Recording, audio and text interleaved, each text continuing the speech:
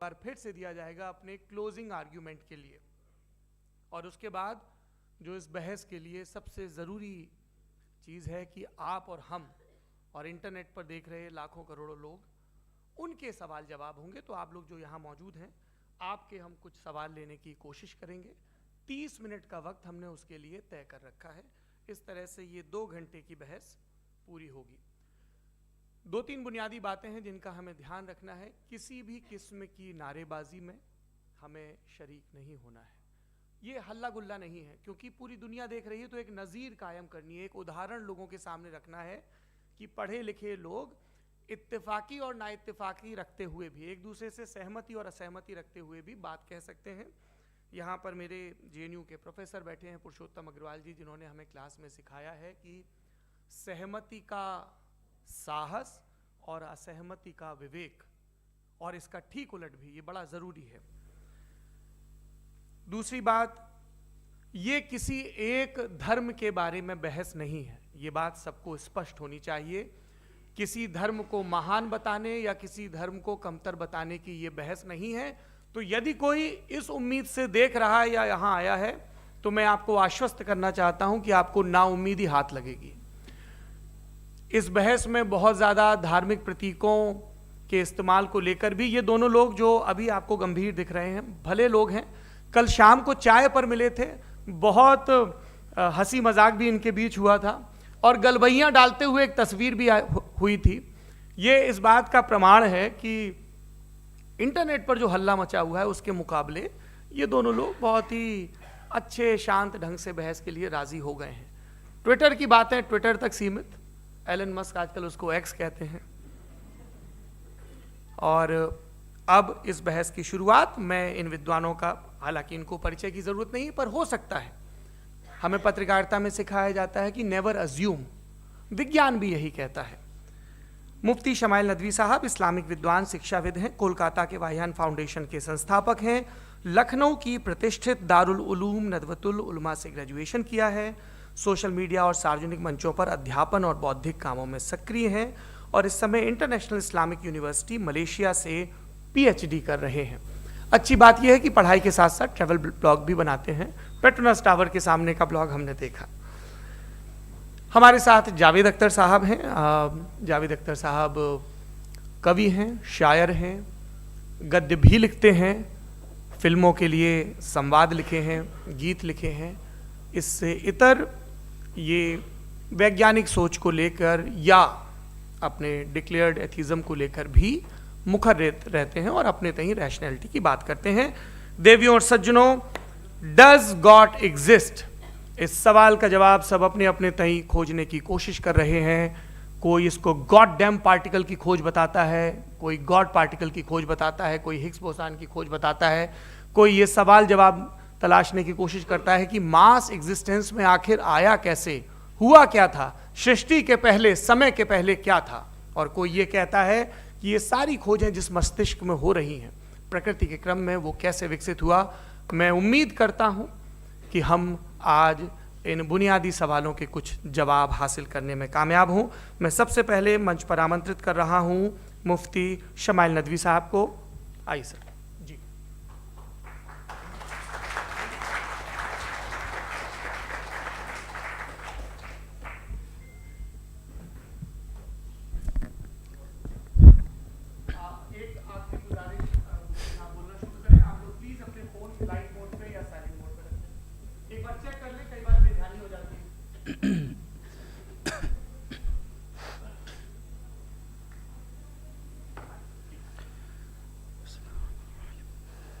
तमाम तारीफ़ें उस क्रिएटर के लिए जिसने इस यूनिवर्स को एक मकसद के तहत पैदा किया है। रिस्पेक्टेड जनाब जावेद अख्तर साहब, मिस्टर सौरभ द्विवेदी, और respected audience, thank you all for being here today. आज की डिबेट में चूंकि हम बात करने वाले हैं डज गॉड एग्जिस्ट के टॉपिक पर, तो ये एक ऐसा टॉपिक है जिसके मुताल्लिक कोई भी डिसीजन लेने के लिए अलग अलग स्टैंडर्ड्स हो सकते हैं। लिहाजा डिबेट के शुरू में ये ज़रूरी है कि हम ये जान लें कि आज के इस टॉपिक में कौन सा स्टैंडर्ड सही होगा और कौन सा गलत होगा। सबसे पहला स्टैंडर्ड जिसे मैं समझता हूं कि हमारे रिस्पेक्टेड जनाब जावेद अख्तर साहब बड़ी तेजी के साथ उसकी तरफ लपकेंगे, वो है साइंस। जबकि साइंस दर हकीकत खुदा के एग्जिस्टेंस को डायरेक्टली साबित करने या उसके एग्जिस्टेंस को डिनाई करने के लिए स्टैंडर्ड नहीं बन सकती। और उसकी वजह क्या है, ये मैं नहीं कह रहा, ये वो लोग कह रहे हैं जो साइंस के एक्सपर्ट्स हैं। नेशनल एकेडमी ऑफ साइंस कहती है science doesn't have the processes to prove और disprove the existence of God. Why? क्योंकि साइंस का ताल्लुक एम्पेरिकल एविडेंस से है और एम्पेरिकल एविडेंसेस का ताल्लुक हमारे नेचुरल और फिजिकल वर्ल्ड से है, जबकि गॉड नॉन फिजिकल और सुपर नेचुरल रियलिटी है। लिहाजा नॉन फिजिकल रियलिटी को आप उस टूल के साथ नहीं चेक कर सकते जिसका काम फिजिकल रियलिटी को तलाश करना है। लिहाजा आज इस डिबेट में गॉड की एग्जिस्टेंस को साबित करने या उसे डिनाई करने में साइंटिफिक एविडेंस को एक्सेप्ट नहीं किया जाएगा। दूसरा स्टैंडर्ड हो सकता है रेविलेशन, कि रेविलेशन के जरिए हम यह साबित करें कि गॉड एग्जिस्ट करता है या नहीं। लेकिन यह स्टैंडर्ड भी आज इररेलेवेंट है। क्यों? क्योंकि रेविलेशन मेरे नजदीक सोर्स ऑफ नॉलेज है, वैलिड सोर्स ऑफ नॉलेज है, लेकिन हमारे जावेद अख्तर साहब के नजदीक ये वैलिड सोर्स ऑफ नॉलेज नहीं है। लिहाजा आज की डिबेट में मैं एक भी एविडेंस किसी भी मजहबी स्क्रिप्चर से नहीं दूंगा ताकि जावेद अख्तर साहब के लिए वो अनएक्सेप्टेबल ना हो। तीसरा जो मेयार हो सकता है वो है ऑब्जर्वेशन, कि भाई कोई कहे कि हमें खुदा दिखाओ, अगर है तो दिखाओ, या ये कि खुदा के एग्जिस्टेंस पर एम्पेरिकल एविडेंस दो, तो ये है दर हकीकत गलत टूल का इस्तेमाल करना। ये ऐसा ही है कि जावेद साहब मुझसे ये मुतालबा करें कि मुफ्ती साहब आप मेटल डिटेक्टर के जरिए प्लास्टिक डिटेक्ट करके दिखाएं। अब चूंकि प्लास्टिक डिटेक्ट नहीं हो पा रही है लिहाजा plastic does not exist. No, you are using the wrong tool. इस टूल से प्लास्टिक को डिटेक्ट नहीं किया जाता। लिहाजा मैं समझता हूं कि गॉड के एग्जिस्टेंस पर एम्पेरिकल एविडेंस का मुतालबा करना एक बचकाना मुतालबा है और हमारे रिस्पेक्टेड जनाब जावेद अख्तर साहब इस स्टेज से अब बहुत आगे निकल चुके हैं। अब बचता है एक ही स्टैंडर्ड, और वो स्टैंडर्ड है अक्ल, लॉजिक, रीजनिंग। और यही वो स्टैंडर्ड है जिसके तहत गॉड की एग्जिस्टेंस को साबित किया जाएगा या गॉड की एग्जिस्टेंस को डिनाई किया जाएगा।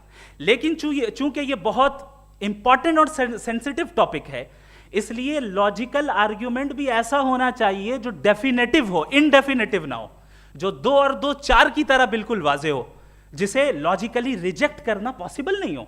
फॉर एग्जाम्पल हम कहें हमारे रिस्पेक्टेड मिस्टर सौरभ साहब, ये एक इंसान है और तमाम इंसान कॉन्शियस बीइंग है, लिहाजा नतीजा क्या निकला, हमारे सौरभ साहब भी कॉन्शियस बीइंग है। क्या ये इनडेफिनेट आर्ग्यूमेंट है या डेफिनेट आर्ग्यूमेंट है? ये डेफिनेट आर्ग्यूमेंट है। ये 2 और 2 की तरह वाजे है, इसमें किसी तरह जो है लॉजिकली इसको रिजेक्ट नहीं किया जा सकता। तो अगर आज हमारे जावेद अख्तर साहब ऐसी कोई अकली दलील और लॉजिकल एविडेंस दें खुदा के ना होने पर जो डेफिनेट भी हो, तो मैं ये ऐलान करता हूं कि यकीनन मैं उस एविडेंस को कबूल करूंगा और उस पर गौर करूंगा। लेकिन साथ में यह भी ऐलान कर देता हूं प्रेडिक्शन के तौर पर कि ऐसा कोई डेफिनेट आर्ग्यूमेंट कोई नहीं पेश कर सकता।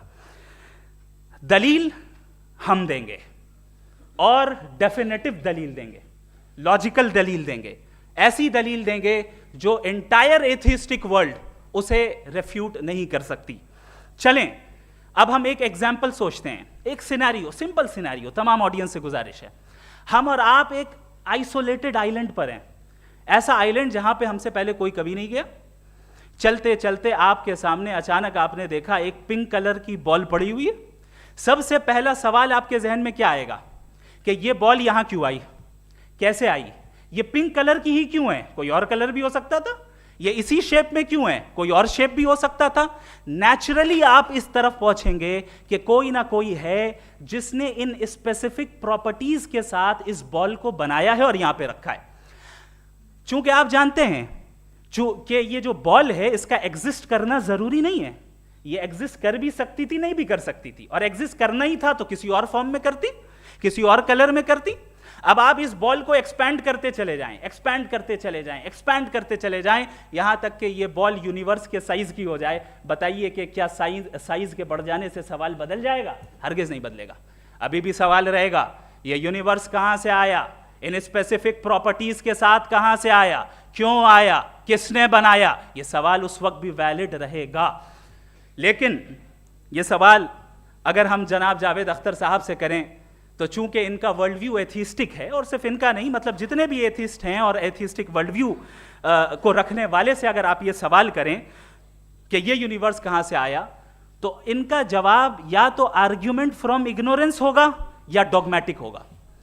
या तो ये कहेंगे कि मुझे नहीं पता कि ये कहां से आया, लिहाजा गॉड डज नॉट एग्जिस्ट, ये आर्ग्यूमेंट फ्रॉम इग्नोरेंस है। या ये कहेंगे कि ये यूनिवर्स खुद ब खुद बन गया, इसका मतलब ये है कि उस बॉल को भी खुद ब खुद बन जाना चाहिए, लेकिन बॉल के ताल्लुक से ये एक्सप्लेनेशन एक्सेप्ट नहीं की जाएगी कि ये खुद ब खुद बन गई, लेकिन यूनिवर्स के ताल्लुक से कर दिया जाएगा। इसे हम दूसरे अल्फाज में डॉगमा भी कह सकते हैं। दूसरी चीज, हमारे जावेद अख्तर साहब जरूर गॉड ऑफ गैप्स की मिसाल भी जरूर देंगे, और मिसाल देंगे कि पहले ज़माने में बिजलियां कड़कती थी तो लोगों ने किसी एक खुदा की तरफ, और बारिश होती थी तो दूसरे खुदा की तरफ मंसूब कर दिया, उनके पास दलील नहीं थी। ये हमारा वर्ल्ड व्यू है ही नहीं, ये हमारा वर्ल्ड व्यू है ही नहीं, क्योंकि नेचुरल फिनोमेना के प्रोसेस की इंटरप्रिटेशन को जान लेने से ये कहां से साबित हो गया कि गॉड एग्जिस्ट नहीं करता है। इस पर मैं इंशाल्लाह अभी आगे बात करूंगा। आप हजरात ये भी देखेंगे, और मैं ये एक्सपेक्ट करता हूं कि हमारे रिस्पेक्टेड जनाब जावेद अख्तर साहब जरूर इमोशनल आर्ग्यूमेंट्स भी देंगे, जो कि एक लॉजिकल फेलेसी है जब बात आती है ट्रुथ को डिसाइड करने में। क्यों? मिसाल के तौर पर वो कहेंगे कि अगर गॉड है तो ईविल क्यों एग्जिस्ट करता है, जबकि मैं कहता हूं ईविल का एग्जिस्ट करना गॉड के एग्जिस्ट करने की दलील है, उसके खिलाफ नहीं है। चूंकि अगर गॉड है तो हम सब उसके सामने अकाउंटेबल हैं, और अगर हम अकाउंटेबल हैं तो अकाउंटेबिलिटी के लिए ईविल का मौजूद होना जरूरी है, उसके बगैर हम अकाउंटेबल नहीं हो सकते। और अगर हम अकाउंटेबल नहीं हैं तो हम जनाब जावेद अख्तर साहब से पूछेंगे कि आप बताएं कि फिर सफरिंग इस दुनिया में क्यों है? अगर खुदा नहीं है तो सफरिंग क्यों है? और उन लोगों के जज्बे का क्या जिनके अंदर सफरिंग के बाद इंतकाम लेने का जज्बा पाया जाता है और वो इस दुनिया से ऐसे ही चले गए, क्या उनकी सारी तकलीफें बेकार चली जाएंगी? अब आ जाएं उसी एग्जाम्पल की तरफ कि बॉल, मुझसे अगर कोई पूछे इस बॉल को किसने बनाया और या इस एक्सपेंडेड बॉल को किसने बनाया, मैं कहूंगा कि चूंकि ये यूनिवर्स और इस यूनिवर्स की तमाम चीजें कॉन्टिंजेंट हैं। कॉन्टिंजेंट होने का मतलब ये होता है कि जो अपने एग्जिस्टेंस पे किसी के ऊपर डिपेंड करती हो, तो जाहिर है ये यूनिवर्स कॉन्टिंजेंट है। और अगर कोई चीज कॉन्टिंजेंट नहीं है तो मैं रिक्वेस्ट करूंगा कि मुझे दिखा दें कि कौन सी चीज यूनिवर्स में कॉन्टिंजेंट नहीं है, हम भी जरा गौर कर लें और हम भी देख लें।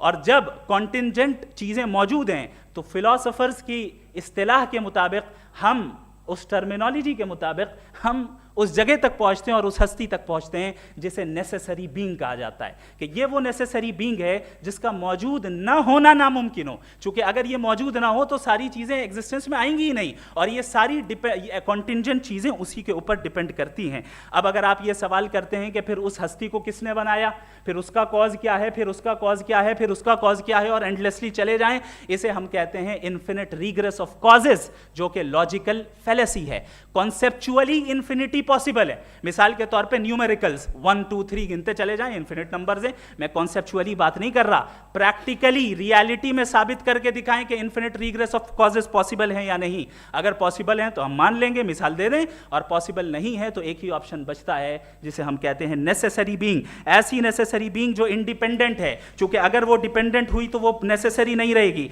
ऐसी इंडिपेंडेंट बीइंग जो इटर्नल है, अगर वो इटर्नल नहीं होगी, उसकी बिगिनिंग होगी तो वो खुद कॉन्टिंजेंट है।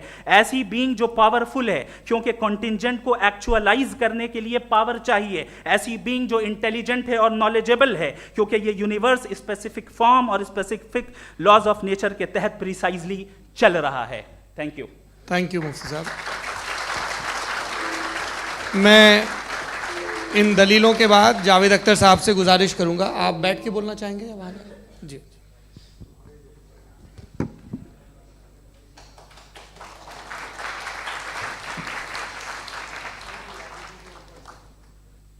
पहले तो मैं मुफ्ती साहब को एक अच्छी खबर देना चाहूँगा कि मेरी नॉलेज साइंस के बारे में बड़ी मामूली है, तो आप फिक्र ना करें उसकी, लेकिन कुछ कॉमन सेंस है मुझ में।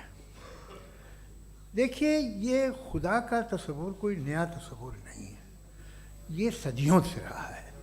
ये कुछ रिलीजन 3000 साल पुराने होंगे, 4000 साल पुराने होंगे, लेकिन इंसान कोई 10,000 12,000 साल से एग्जिस्ट करता है होमोसेपियन की शक्ल में, और हमेशा कुछ ना कुछ मज़हब रहे। ये मज़हब जाहिलों के नहीं थे, ये मज़हब एक ऐसी ग्रीक सोसाइटी के थे जहाँ बड़े बड़े फिलोसफर्स पैदा हुए। ये मज़हब इजिप्शियंस के थे जिन्होंने पिरामिड्स बनाए थे।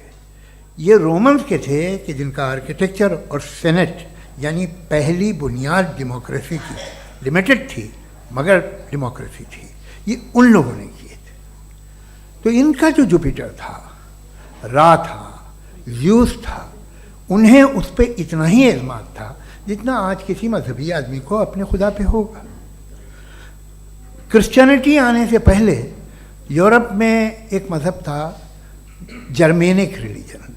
उसका एक खुदा था, उसकी एक बीवी थी, उसके 2 बेटे थे, एक बेटी थी। फिर जर्मनी में जब यूरोप में क्रिश्चियनिटी आई तो वो खुदा, उसकी बीवी और पूरे ख़ानदान चला गया। तो हमने अगर हम हिस्ट्री देखें तो खुदा जो हैं वो ज़्यादातर फ़नी हैं, वो हमेशा रहे नहीं। और वो जो लोग इन्हें मानते थे उनको आप कहें वो तो जाहिल थे, उन्हें तो कुछ पता ही नहीं था, ऐसा नहीं है। वो अपने वक्त में बड़े काबिल लोग थे और अपने वक्त में उन्होंने बड़े बड़े काम किए हैं, फिलोसफर्स थे, साइंटिस्ट थे, लेकिन उनका मज़हब कहाँ गया, उनके खुदा कहाँ गए? आज जो खुदा हैं दुनिया में लोग उन्हें मानते हैं। आपको क्या मालूम कि कितने बरसों के बाद क्या होने वाला है? हम यूरोप में देखते हैं तो चर्च खाली हैं। तो वक्त के साथ चीज़ें बदलती हैं। जहाँ तक इसका ताल्लुक़ है मज़हबों का, हर मज़हब आपसे एक चीज़ मांगता है, फेथ। ये फेथ क्या चीज़ होती है? What is the difference between faith and belief? ये तो बहुत ही अहमक़ाना बात होगी कि कोई आदमी कहे साहब अगर खुदा है तो मुझे दिखाइए।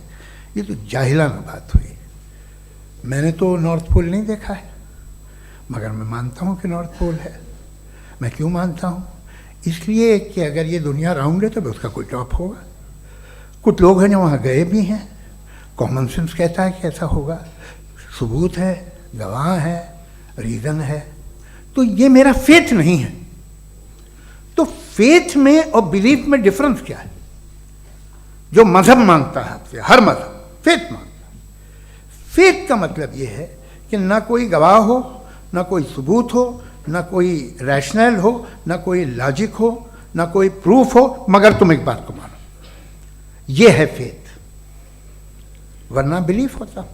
अगर इसमें कुछ भी सबूत होते, गवाह होते, तो फिर इसे आप बिलीफ कहते। जैसे मेरा बिलीफ है कि नॉर्थ पोल है, मेरा फेथ थोड़ी है। फेथ इन तमाम शर्तों को रद्द करता है।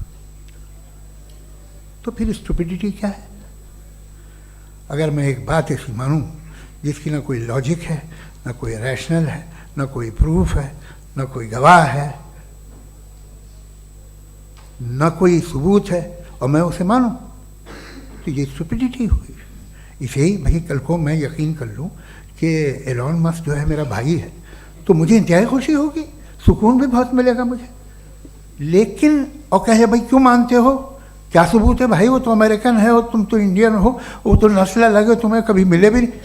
साहब देखिए मेरा फेथ है, इस पर बात ना किया। फेथ का मतलब ही यह है कि आप प्रूव नहीं कर सकते। अगर आप प्रूव कर सकते हो तो फेथ की ज़रूरत ही नहीं, फिर तो आप बात करेंगे, आप कितनी बहस कर लीजिए। अल्टीमेटली दुनिया का हर मज़हब फेथ पे टिका है, और फेथ का मतलब है एक ऐसा यकीन जिसका कोई सबूत, कोई गवाह, कोई रैशनल नहीं। अब आप ये कहें, क्या आप ये क्यों कह रहे हैं कि साहब ये कायनात किसने बनाई? कमाल ये है कि आपने बताया कि एक आइलैंड पर गए और एक बॉल देखी। आपने ये नहीं कहा कि आइलैंड किसने बनाया, आपको सिर्फ बॉल पे हैरत हुई। हमने आइलैंड पे हमने हैरत नहीं की, होते हैं आइलैंड। इसी तरह ये आइलैंड है, सितारे, ये गैलेक्सीज, ये सब आइलैंड हैं, खला में। हम उन्हें टेकन फॉर ग्रांटेड लेते हैं, हम पूछते नहीं कैसे बनाए। आपने जजीरे के बारे में भी नहीं पूछा है। मेरी पैदाइश कैसे हुई? क्या मैं प्लान्ड पैदा हुआ था? I was plan to be born, या एक लकी स्पर्म था जो किसी एग से चिपक गया? मेरी पैदाइश रैंडम। और इंसाफ जिसे आप कहते हैं, इंसाफ का तो नेचर से कोई वास्ता ही नहीं। जो आप कहते हैं कि एक दिन इंसाफ मिलेगा, इंसाफ is a human concept, nature में कोई इंसाफ नहीं। अगर शेर हिरन को खा जाता है तो उसे कोई सजा नहीं मिलती। अगर एक आंधी आती है और हरे भरे पेड़ों को उखाड़ के फेंक देती है तो आंधियों की जेल नहीं होती है। नेचर में इंसाफ नहीं, इसलिए मुझे नेचर को इंसाफ की ज़रूरत भी नहीं। नेचर तमाम एक है।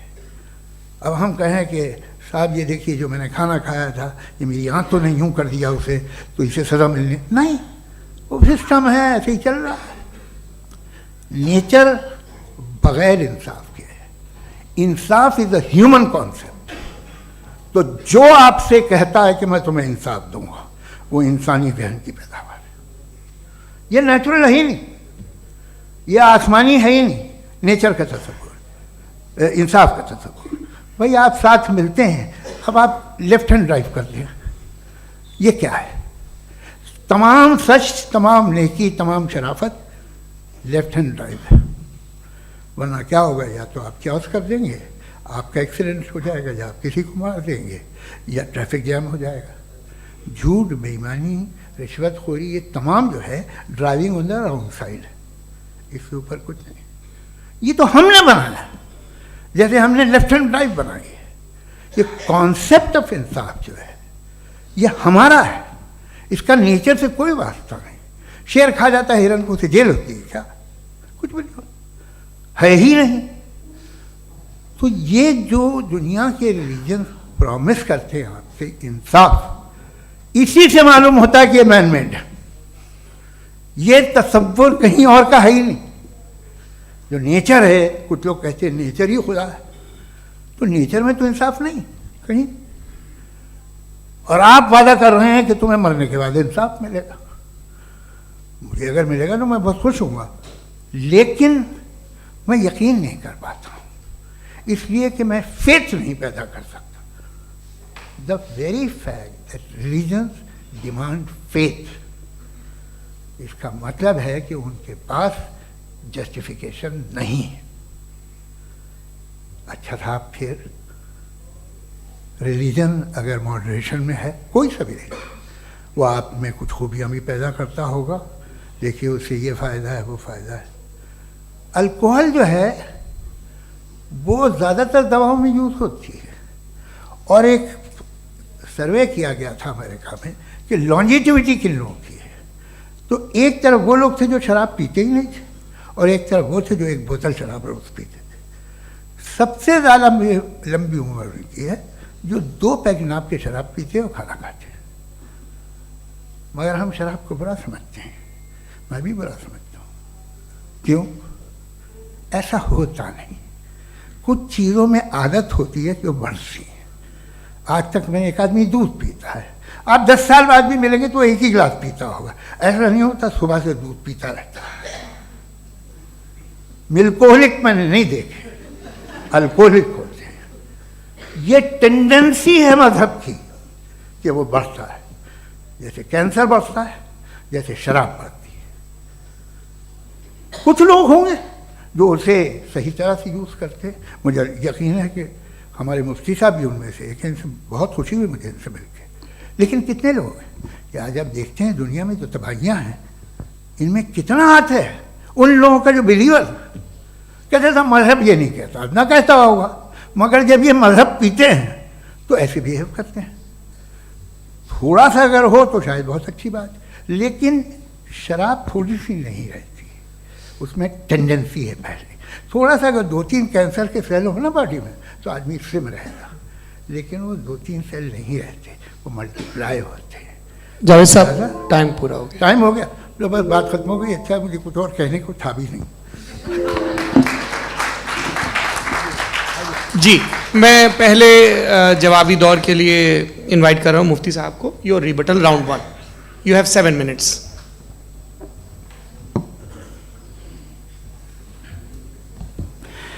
Thank you very much Javed साहब, आपकी बात को सुनकर बड़े महजूज हुए हम लोग। महजूज, डू यू अंडरस्टैंड?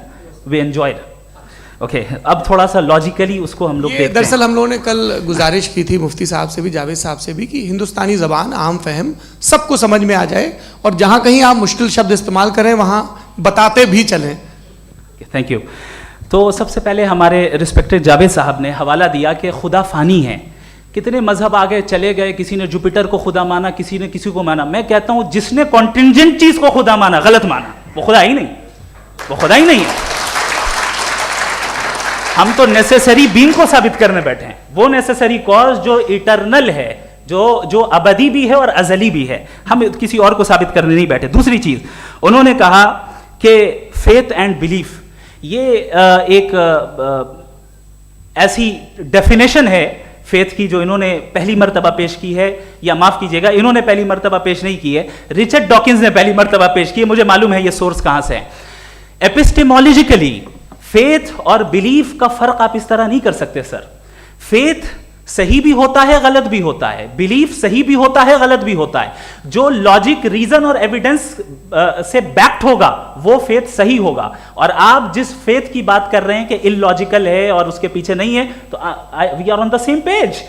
हम नहीं मानते उस फेथ को, जो फेथ ऐसा हो जिसके पीछे कोई लॉजिक ना हो, एविडेंस ना हो, हम नहीं मानते। हम तो उस फेथ के कायल हैं जिसके पीछे लॉजिक हो और एविडेंस हो। तो बिलीफ सही भी होता है, गलत भी होता है, फेथ भी सही होता है और गलत भी होता है। तो आज फेथ और बिलीफ के डिफरेंस पे बात नहीं हो रही है। आज आप चाहे फेथ एक्सेप्ट कर लें या बिलीफ एक्सेप्ट कर लें, आज ये बात होगी कि ट्रूथ क्या है, चाहे ट्रू बिलीफ सही है या ट्रू फेथ सही है, और फॉल्स फेथ क्या है और फॉल्स बिलीफ क्या है, बात इस पे हो रही। दूसरी चीज इन्होंने पूछा, स्टुपिडिटी फिर क्या है? अगर फेथ रिलीजन स्टुपिडिटी नहीं है तो और क्या है? चूंकि फेथ का मुतालबा करते हैं तो स्टुपिडिटी क्या है? मैं कहता हूं स्टुपिडिटी एथिज्म है। उसकी वजह यह है कि आप एक सड़क पे जा रहे हो और आप किसी गार्डन में जाएं और देखें वहां लिखा है फूलों के साथ I love Javed Akhtar, and I really do, I love you sir. So जब आप वहां पर पहुंचे तो वहां पहुंचकर अब ये बताएं, क्या आप ये कहेंगे वाह व्हाट अ नेचुरल सिलेक्शन? ये क्या नेचुरल सिलेक्शन है? नहीं, ये प्रिसाइजली डिजाइंड है, इसके पीछे डिजाइनर है। लिहाजा अगर कोई एक ऐसी कॉमन सेंस की बात को कबूल नहीं कर रहा है कि यूनिवर्स जो इतने प्रिसाइजली काम कर रहा है, हम कह दें कि खुद ब खुद बन गई, मैं समझता हूं इससे बड़ी स्टुपिडिटी और कुछ नहीं है। ये इरैशनल चीज है।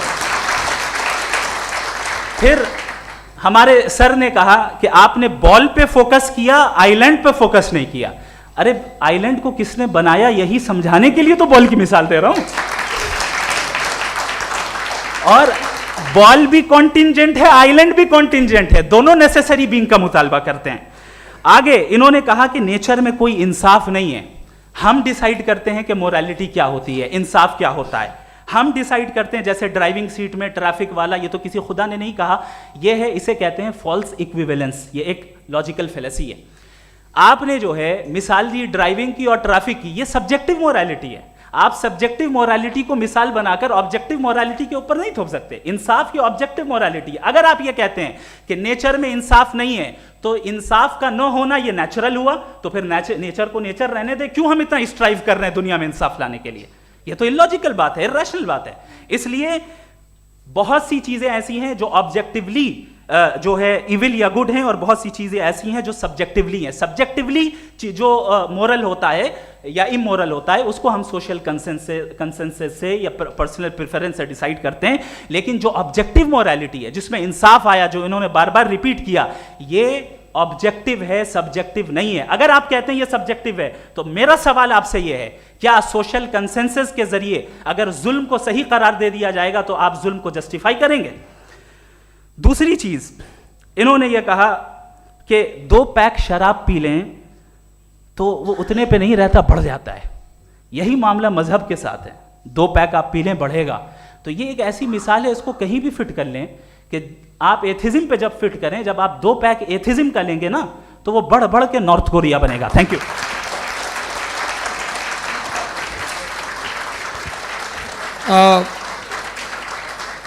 फर्स्ट राउंड के रिबटल के लिए मैं जावेद साहब को इनवाइट कर रहा हूं। आपके पास 7 मिनट का वक्त है, रीसेट कर दीजिएगा प्लीज़।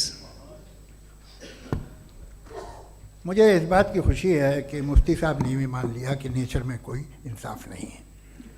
तो कोई भी चीज़ जो इंसान ने नहीं बनाई है उसमें इंसाफ नहीं होता है। एक बात मैं आपसे अर्ज़ करूँ, ज़रा पता लगा लीजिएगा, ये जो आप बाग में जाते हैं बेहद खूबसूरत फूल देखते हैं ना, इनमें से कोई नेचुरल नहीं है।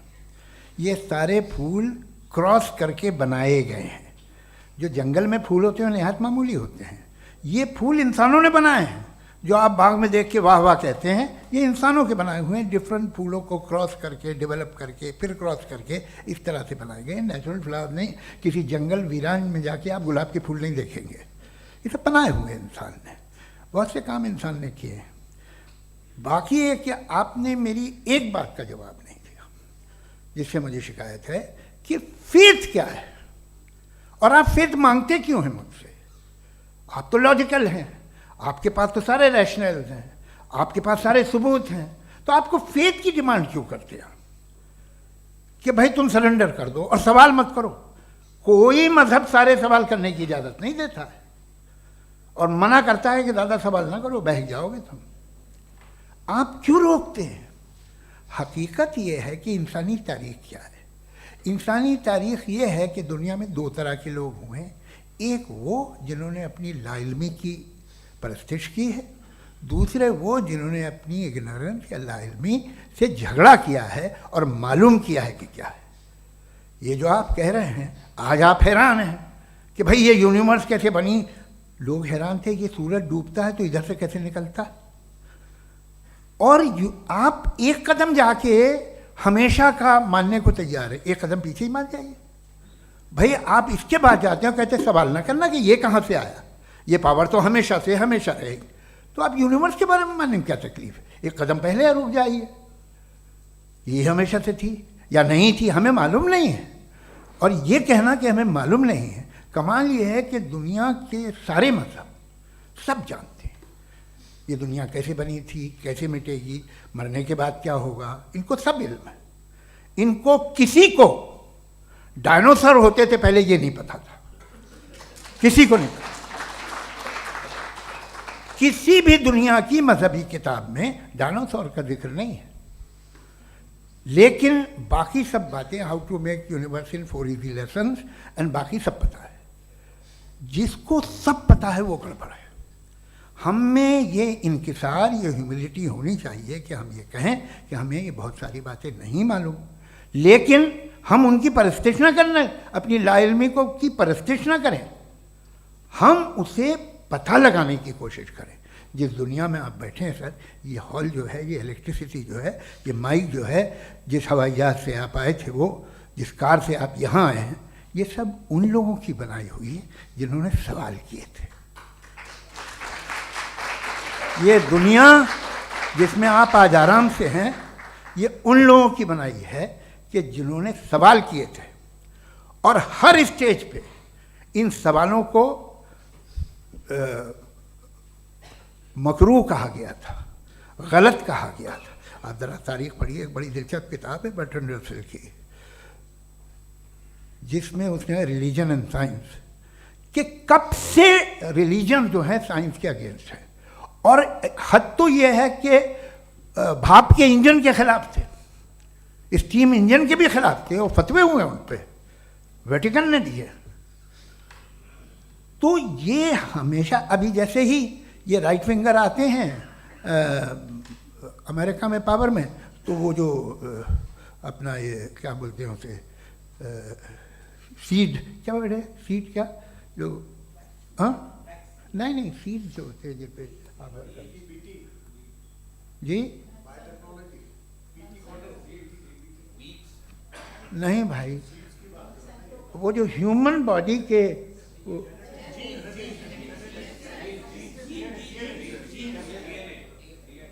उस पर रिसर्च बंद हो जाती है, रिपब्लिकन नहीं करने देते। अरे भाई इतना डर क्या है तुम्हें? एक ज़माने में बहुत नाराज़ थे ये सारे मजहबी लोग कि ये इंसान तो इंसान बनाने की कोशिश कर रहा है। आपको क्या तकलीफ भाई, बना ले तो बना लेने दो, ये खौफ क्या है? और ये सब आज जो आप कह रहे हैं नामुमकिन है, ये कैसे हुआ, मुझे एक किस्सा याद आता है। जब मैं 6ठी क्लास में था तो मैं मैथमेटिक्स में बहुत वीक था, तो एक टीचर रख दिया गया, उसने 1 2 3 4 5 6 7 को सिखा दिया मुझे। वो दिन मैं भूल नहीं सकता हूँ मुफ्ती साहब, जिस दिन उसने ये बताया कि 1/2 क्या होता है और 3/4 क्या होता है, मुझे ऐसा लगा कि मेरा सर बीच से फट जाएगा। ये आदमी कह रहा है कि जो दीवार के अंदर जाओ वॉक करते हुए। आज हंसता हूँ मैं इस बात पे। तो आज जो बातें आपके जहन से बिल्कुल परे हैं और आप हैरान होते उन्हें देख के, एक वक्त आएगा कि मामूली लगेंगे। और हुआ है, आपकी इंसानी तारीख ही है। इतनी जल्दी सारे फैसले आप मत कर लीजिए, थोड़ा ये ह्यूमिलिटी रखिए कि भाई ये हमें नहीं मालूम। ये कहने में क्या है, ये यूनिवर्स कहाँ तक फैली, ये कब से है और कब तक रहेगी, हमें नहीं मालूम। आपने फैसला कर लिया कब बनी, ये आपके हिसाब से कोई 14 बिलियन ईयर बनी जो समझा जाता है। उससे पहले हजारों करोड़ों अरबों साल तक खुदा बैठा क्या कर रहा था, खामोश बैठा था, ऐसी जमाइयाँ ले रहा था। फिर उसे आइडिया है, यार एक काम करते, वक्त अच्छा गुजर जाएगा, यूनिवर्स पर आपसे सोचिए। वो तो हमेशा से है ना, मगर यूनिवर्स हमेशा से नहीं है, ये तो बनाई गई है। और उससे पहले क्या था, इनका क्या काम था, कैसी बात है। ये बड़ा आसान है, जो बात हमें आज धीरे धीरे पता चली है, बरसों 2000 और 2500 साल पहले आपको किसी ने बता दिया कि क्या था, आप मान गए, और तब से वही मान रहे हैं जो 2500 साल पहले कहा गया था। सब कुछ बदल गया है, सॉल्व हो रही हैं चीज़ें।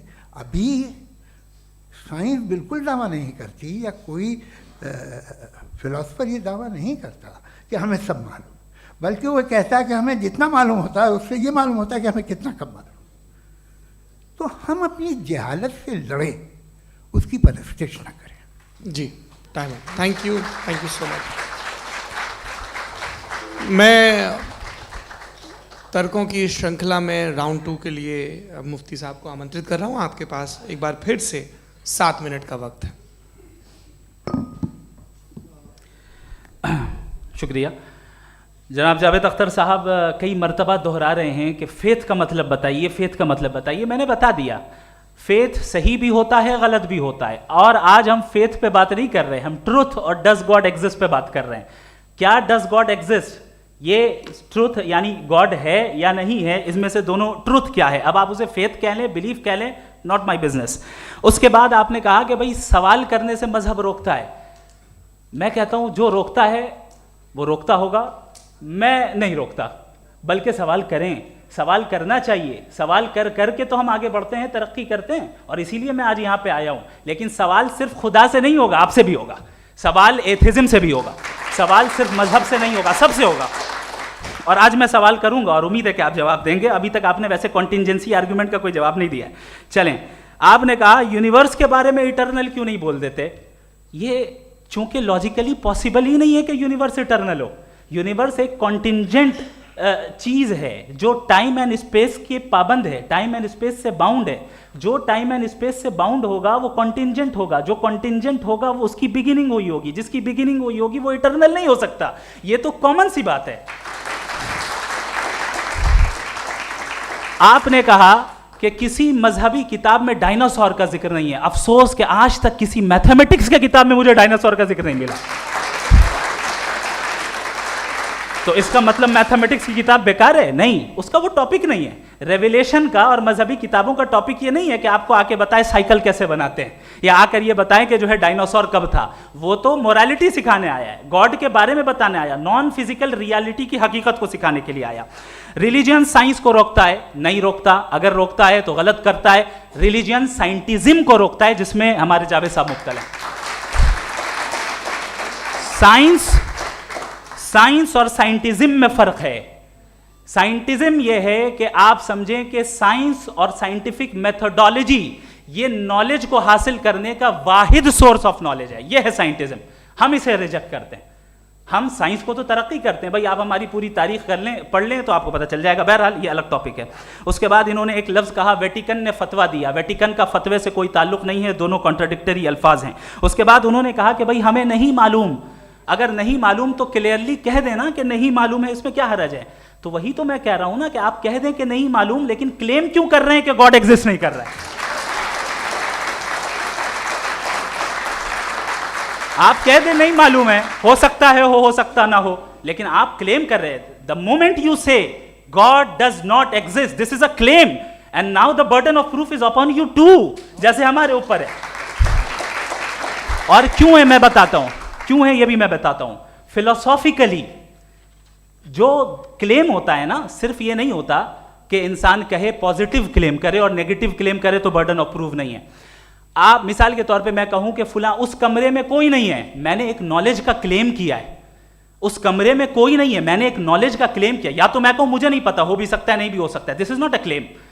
लेकिन जब मैं कह रहा हूं कि वहां कोई नहीं है या मैं कह रहा हूं वहां कोई है, दोनों क्लेम है और दोनों के ऊपर बर्डन ऑफ प्रूफ है। हमारे ऊपर भी बर्डन ऑफ प्रूफ है, मैंने कंटिजेंसी आर्ग्यूमेंट दिया, इसे तोड़कर दिखाइए। आखिरी चीज, इन्होंने कहा कि खुदा दुनिया बनाने से पहले 150 साल पहले या करोड़ों साल पहले क्या कर रहा था। अरे हजरत, चलें बहरहाल मैं जवाब दे देता हूं, आप हमारे रिस्पेक्टेड पर्सनालिटी हैं, अगर आप नहीं होते तो मैं ऐसे एंटरटेन ही नहीं करता। टाइम, ये 100 साल पहले या 100 साल बाद, पहले बाद में अभी, ये वो अल्फाज हैं जिनका ताल्लुक टाइम से है। टाइम शुरू ही हुआ है यूनिवर्स की बिगिनिंग के बाद, तो उसके पहले खुदा क्या कर रहा था? सवाल इलॉजिकल है, ये फेलेसी है। यानी आप ये कह रहे हैं कि यूनिवर्स के बनने से पहले खुदा क्या कर रहा था? टाइम के बनने से पहले, पहले का ताल्लुक टाइम से, टाइम उस वक्त था ही नहीं, तो ये सवाल ही इनवैलिड है खुदा के ताल्लुक से। दूसरी चीज, आर्ग्यूमेंट ऑफ कंटिजेंसी जो मैंने आपके सामने पेश की है, आपने बार बार ये प्रूफ किया और ये कह रहे हैं कि गॉड ऑफ गैप्स। देखिए, पहले नहीं मालूम था, साइंस ने कर दिया। सिंपल्स की मिसाल से मैं समझा देता हूं। जिस गैप्स की आप बात कर रहे हैं ना, साइंस उन गैप्स को जिन चीज के जरिए भी प्रूव करेगा वो कॉन्टिंजेंट ही होगा, अब चाहे वो फोर्स हो, मैटर हो या एनर्जी हो। लिहाजा सवाल हमारा उस वक्त भी वैलिड होगा जब तक कि आप नेसेसरी बीइंग पे ना आ जाएं, और इन्फिनिट रिगरेस पॉसिबल नहीं है of causes in practical world, तो जाहिर है कहीं रुकना पड़ेगा, जहां रुकेंगे वही खुदा है। दूसरी चीज, आपने ये कहा, क्या कह रहा था मैं, किस पॉइंट को? What? Oh no, after that, just now. हाँ, जहां रुकेंगे वही खुदा है। बहरहाल, तो टाइम का जिक्र हो गया, गॉड ऑफ गैप, सॉरी, या इसकी एक मिसाल आप ले लें। एक कार है, एक साहब ने देखा कि भाई कार जो है उसके व्हील्स कितने अच्छे लगे हुए हैं, सही जगह पे, स्टीयरिंग जो है कितने अच्छे जगह पे लगी हुई है, और सीट्स कितने वेल डिजाइंड है, कितनी प्रिसाइजली ये कार काम कर रही है, तो जरूर कोई ना कोई इसे क्रिएट किया है, किसी ने क्रिएट किया है। अब जावेद साहब आए और कहे, अरे जनाब बोनेट खोलिए, इसमें इंजन है, इंजन इस कार को चला रहा है, hence prove no one has created the car. This is illogical, this is irrational. आपने इंजन के जरिए उस गैप को तो साबित किया, लेकिन क्या उससे कार की जो क्रिएशन है और उसका जो क्रिएटर है ये इम्पॉसिबल हो जाए? ऐसा पॉसिबल है? उसका सवाल खत्म हो जाए, ऐसा पॉसिबल है? नहीं। आपने गैप्स को फिल करके, कॉन्टिंजेंट चीजों से गैप्स को फिल करके हमारे ऑब्जर्वेशन को और ब्रॉड कर दिया। अब हमें और पता चल गया कि ये जो कार है इसका सिस्टम कितना ज्यादा कॉम्प्लेक्स है। पहले कम समझते थे, अब कॉम्प्लेक्सिटी और ज्यादा वाजे हो गई। अब हमें समझ में आ रहा है कि हमारी सर्टेनिटी और बढ़ गई कि जरूर इस कार को किसी ना किसी ने बनाया। यही मामला यूनिवर्स का है। साइंस हमेशा फिजिकल वर्ल्ड की चीजों को ही फिल करती जाएगी और फिजिकल चीजों से ही करती जाएगी, चूंकि एम्पेरिकल एविडेंस का ताल्लुक फिजिकल वर्ल्ड से है। आप साइंस के जरिए मेटाफिजिकल रियलिटी को कभी साबित नहीं कर सकते। ये रॉन्ग टूल का इस्तेमाल करना है। ये वही काम है कि आप मेटल डिटेक्टर से प्लास्टिक डिटेक्टर करने चलें, जो कि जाहिर है सही नहीं है। Thank you.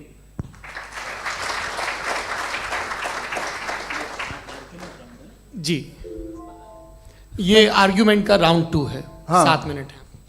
पहले तो मैं आपसे अर्ज करूं कि आपने कहा कि जब कायनात ही नहीं थी तो वक्त भी नहीं था, कुछ भी नहीं था। कैसे नहीं था? खुदा था। एक एग्जिस्टेंस तो था ना खुदा का। तो जब खुदा था तो वक्त भी होगा। ऐसा नहीं है कि कुछ भी नहीं था, खुदा था। अच्छा, बाकी एक आपने कहा साहब आप साबित कीजिए, आपके पास भी लॉजिक है या मेरे पास भी लॉजिक है। आप मेरा जिम्मेदारी नहीं है साबित करना कि खुदा है। बर्टन रसल ने एक बड़ी अच्छी बात कही। बर्टन रसल ने एक बड़ी अच्छी बात कही। मैं आपसे अगर ये दावा करूं कि एक चाय की केतली मरीख के चारों तरफ घूम रही है, मार्स के चारों तरफ, तो ये आपका काम नहीं है कि आप साबित करें कि कोई चाय की केतली नहीं है। ये मेरा काम है, मैंने दावा किया है। ये दावा तो मजहबी लोग करते हैं कि खुदा है, मैं क्यों साबित करूं कि नहीं है? जब तक आप मुझे कन्विंस नहीं कर देंगे मैं नहीं मानूंगा। आपकी जिम्मेदारी है, मेरी जिम्मेदारी नहीं है। दोयम ये कि ये जो आप कह रहे हैं, जो गैप्स हैं, ये गैप जब जब किसी मजहब को चैलेंज करते हैं, जब ऐसा कोई बात आती है तो हंगामा हो जाता है कि जब वो चैलेंज करें किसी फेथ को। ये तमाम साइंस जो है इसे मुख्तलिफ जगहों पे मुख्तलिफ वक्तों में मज़हब ने रोकने की कोशिश की है।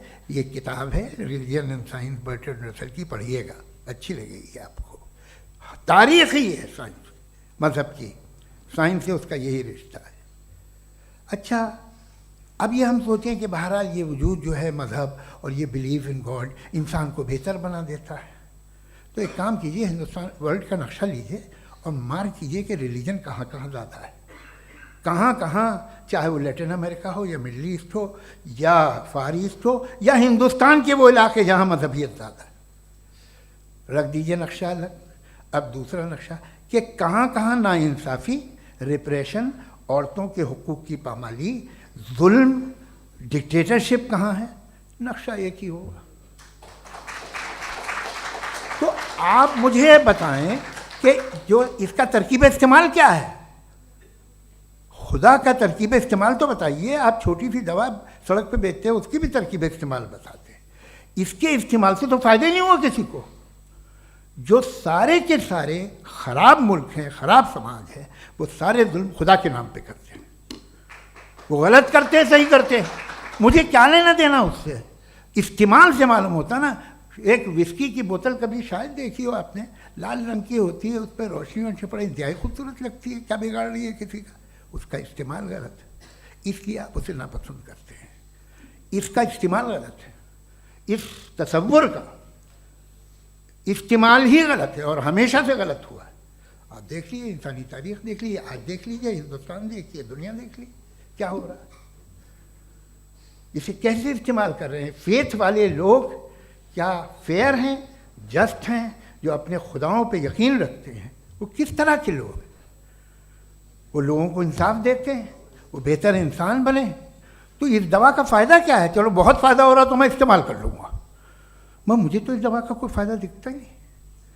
मुझे तो ऐसा लगता, मैं एक और बात बताऊँ, अगर कोई आदमी मजहबी है और अच्छा आदमी है तो मैं उसकी बहुत इज्जत करता हूँ, इसलिए कि मेरा ख्याल है मजहबी आदमी का अच्छा होना मुझसे अच्छा होने से ज़्यादा मुश्किल है।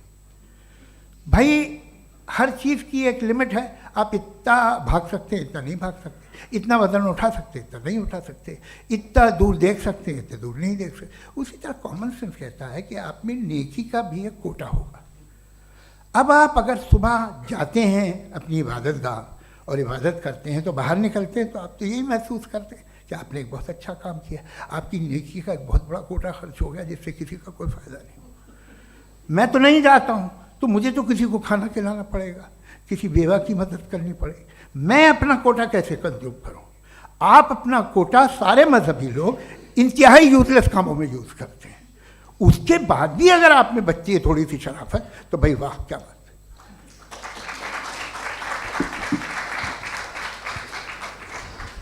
एक तो मुझे ये बात बहुत अच्छी लग रही है कि दोनों ही विद्वान समय को मानते हैं और बहुत समय से अपनी दलीलें और बाज़ दफ़ा समय से पहले अपनी तकरीरें पूरी करके अपनी अपनी कुर्सी पर बैठ रहे हैं। ये इस आर्ग्यूमेंट का राउंड 2 पूरा हुआ। अब रिबटल का राउंड 2 है और उसके बाद क्रॉस एग्जामिनेशन होगा। नहीं, आपका आर्ग्यूमेंट हो गया सर। हमारे यहाँ स्कूल के सिलेबस में पंच परमेश्वर कहानी पढ़ाई जाती है, प्रेमचंद जी की लिखी हुई। आप निश्चिंत रहिए, आपके कोई राउंड में मिस नहीं होने दूंगा। रिबटल का राउंड 2, मुफ्ती शमाइल नदवी साहब।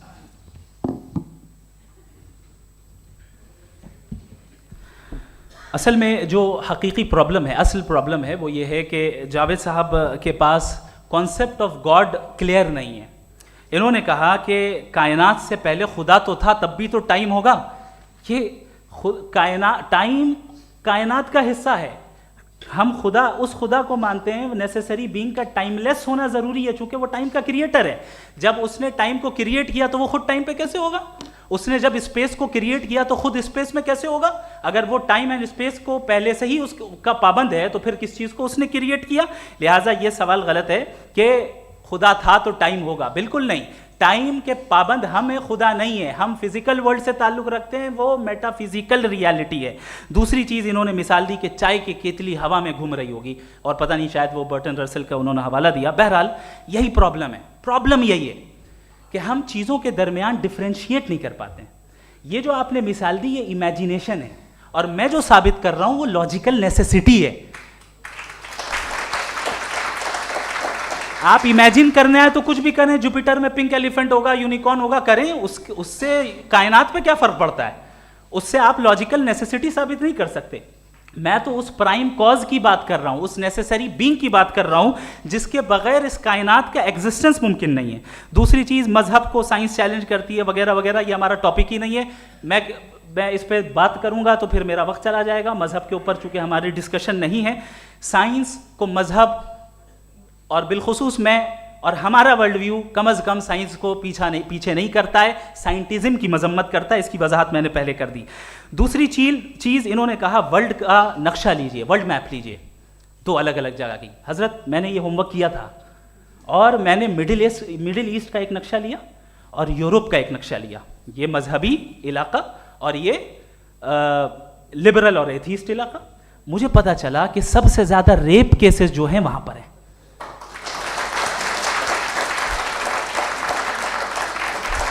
मुझे ये पता चला यूएन की रिपोर्ट के मुताबिक, मैं ये अपने घर से नहीं लेके आ रहा, कि जो वर्किंग वुमेन है यूरोपियन कंट्रीज में, उसमें 81% वुमेन सेक्सुअल हैरेसमेंट का वर्क में शुमार हो रही है। ये मिडिल ईस्ट में नहीं हो रहा है, वो मजहबी लोग हैं इसलिए नहीं हो रहा है।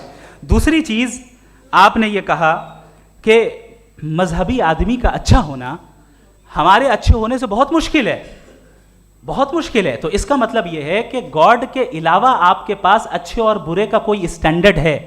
मैं चाहूंगा कि कन्वर्सेशनल स्टाइल वाली डिस्कशन और सेगमेंट पे इसी पे बात कर लेते हैं। Thank you very much.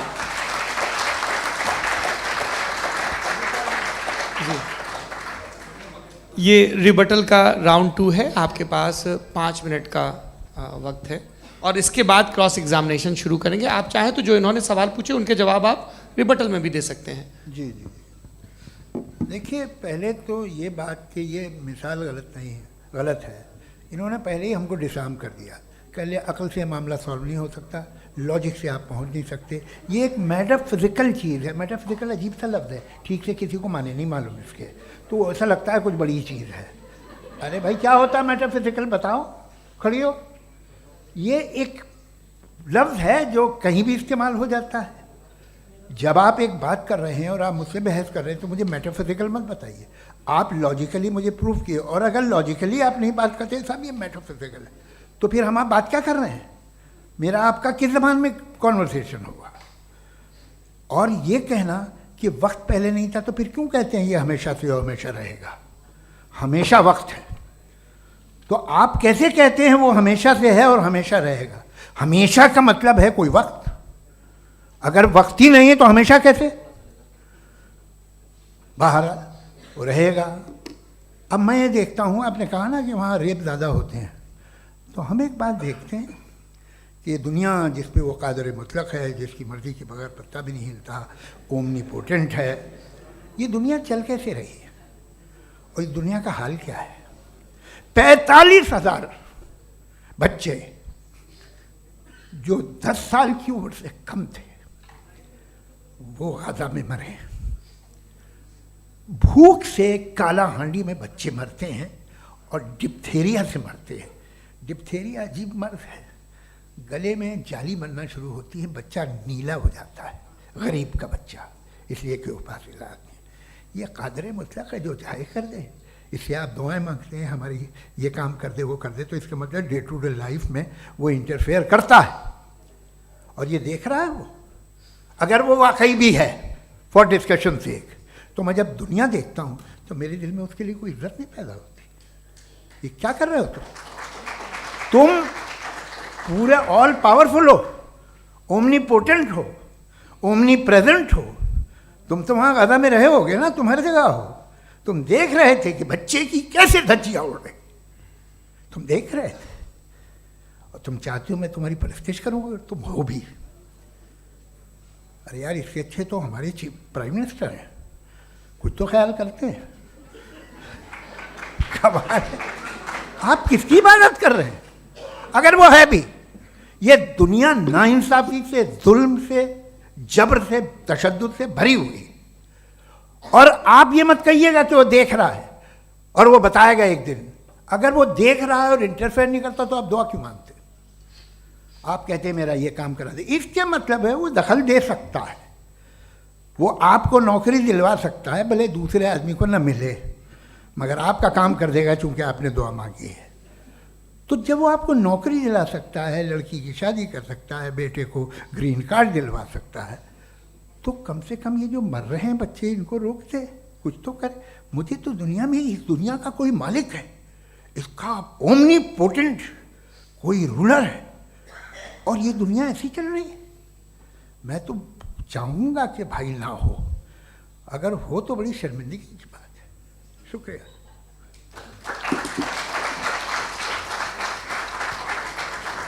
देवियों और सज्जनों, इस बहस के 2 राउंड और 2 रिबटल पूरे हो चुके हैं। अब सबसे ज़रूरी और सबसे मुश्किल राउंड शुरू हो रहा है, क्रॉस एग्जामिनेशन का। अब इन विद्वानों की सज्जनता की एक परख भी होगी, और वक्त हमने 16 मिनट का तय किया है। पहला सवाल आप पूछना चाहेंगे? जी बिल्कुल। पहले बोले भी आप आप माइक ले लीजिएगा हाथ में, ये नीचे से ऑन कीजिए। जी मैं बोलता हूँ, ये डायस हटा सकते हैं क्या हम थोड़ा क्विकली? डायस पीछे कर दीजिए बस थोड़ा सा, है, ताकि ये जो दाएं बाएं लोग बैठे हैं, इसे हटा ही दीजिए। अब हमें वहाँ तो जाने वाले नहीं, आराम से आराम से आराम से। दोनों तरफ से हटा दीजिए।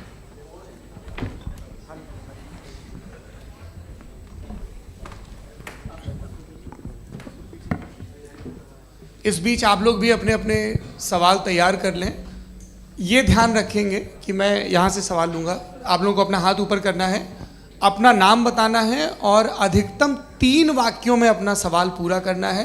कई लोग सवाल की जगह भाषण देने लगते हैं, उससे आज बचना है। जी मुफ्ती साहब, पहला सवाल आपका, 16 मिनट हैं, हम दोनों लोगों के सवाल लेंगे। जी जी बहुत शुक्रिया। आपकी जो अभी बात हुई बहुत अहम थी, मैं इसको चाहूँगा कि आगे डिस्कस करूँ, लेकिन चूँकि अभी ये वो सेगमेंट है क्रॉस एग्जामिनेशन, तो सबसे पहला सवाल आपसे ये है कि जो मैं इतनी देर से कॉन्टिंजेंसी आर्ग्यूमेंट आपको बता रहा था, ये अकल से ही बता रहा था हजरत, आप ये बताएं कि आप इन्फिनिट रिग्रेस ऑफ कॉजेस को पॉसिबल मानते हैं या नेसेसरी बीइंग के एग्जिस्टेंस को सही समझते हैं, चूंकि 2 ही ऑप्शन हो सकता है, आप ये बताएं।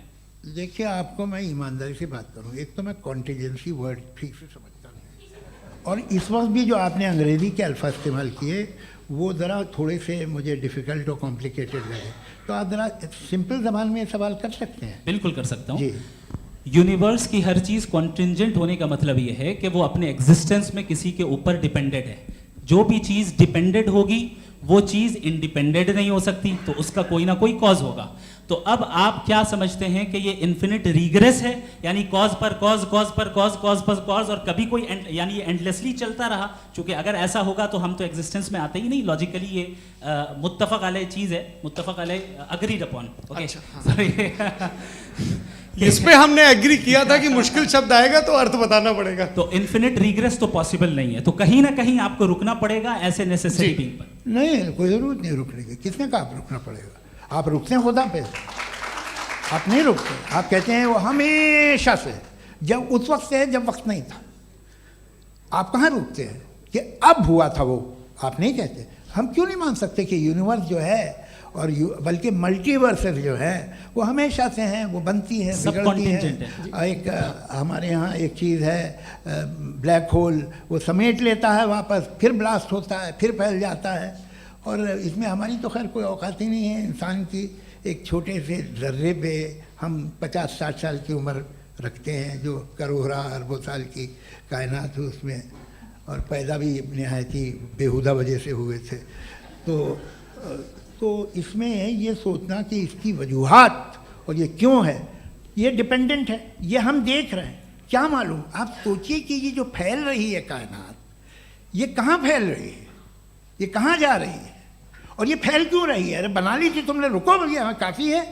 ये फैल क्यों रही है, ये और कौन सी कायनात जिसे मैं दूरबीन से देखता हूँ तो 2 बिलियन लाइट ईयर पे है, उससे मेरा कोई वास्ता ही नहीं है।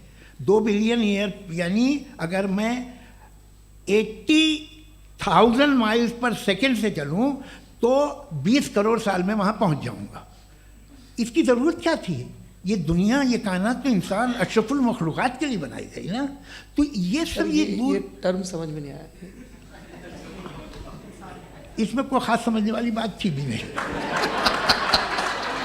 ये जो अल्टीमेट कहा यह जाता है कि ये जो पूरी यूनिवर्स है, ये जो दुनिया है, ये इंसान के लिए बनाई गई। अच्छा, ये सब इंसान के लिए। क्यों साहब, सही है ना। बिल्कुल, लेकिन इसका ये मतलब नहीं कि किसी चीज के पीछे रीजन आपको नहीं पता तो रीजन नहीं है, इसे कहते हैं नहीं, from limited perspective। मुझे नहीं पता, लेकिन मेरी जिम्मेदारी नहीं है। वो बिल्कुल सही कहा था उसने, बर्टन रसल ने। आपने उसे मजाक में टाल दिया कि भाई आप एक दावा कर रहे हैं, मैं क्यों कहूँ कि ये गलत है दावा। आप प्रूफ कीजिए, मेरे पे जिम्मेदारी ही नहीं है, मैंने थोड़ी कहा है। आप प्रूफ कीजिए कि ये सही है। आप आर्ग्यूमेंट ऑफ कॉन्टिजेंसी आप का जवाब कोई ही नहीं दे सवाल रहे हैं। पूछना चाहेंगे? है? आप सवाल पूछना चाहेंगे मुफ्ती साहब से, क्योंकि ये क्रॉस एग्जामिनेशन का दौर है। आप जैसे पहले बोल रहे थे फेथ को लेके कुछ।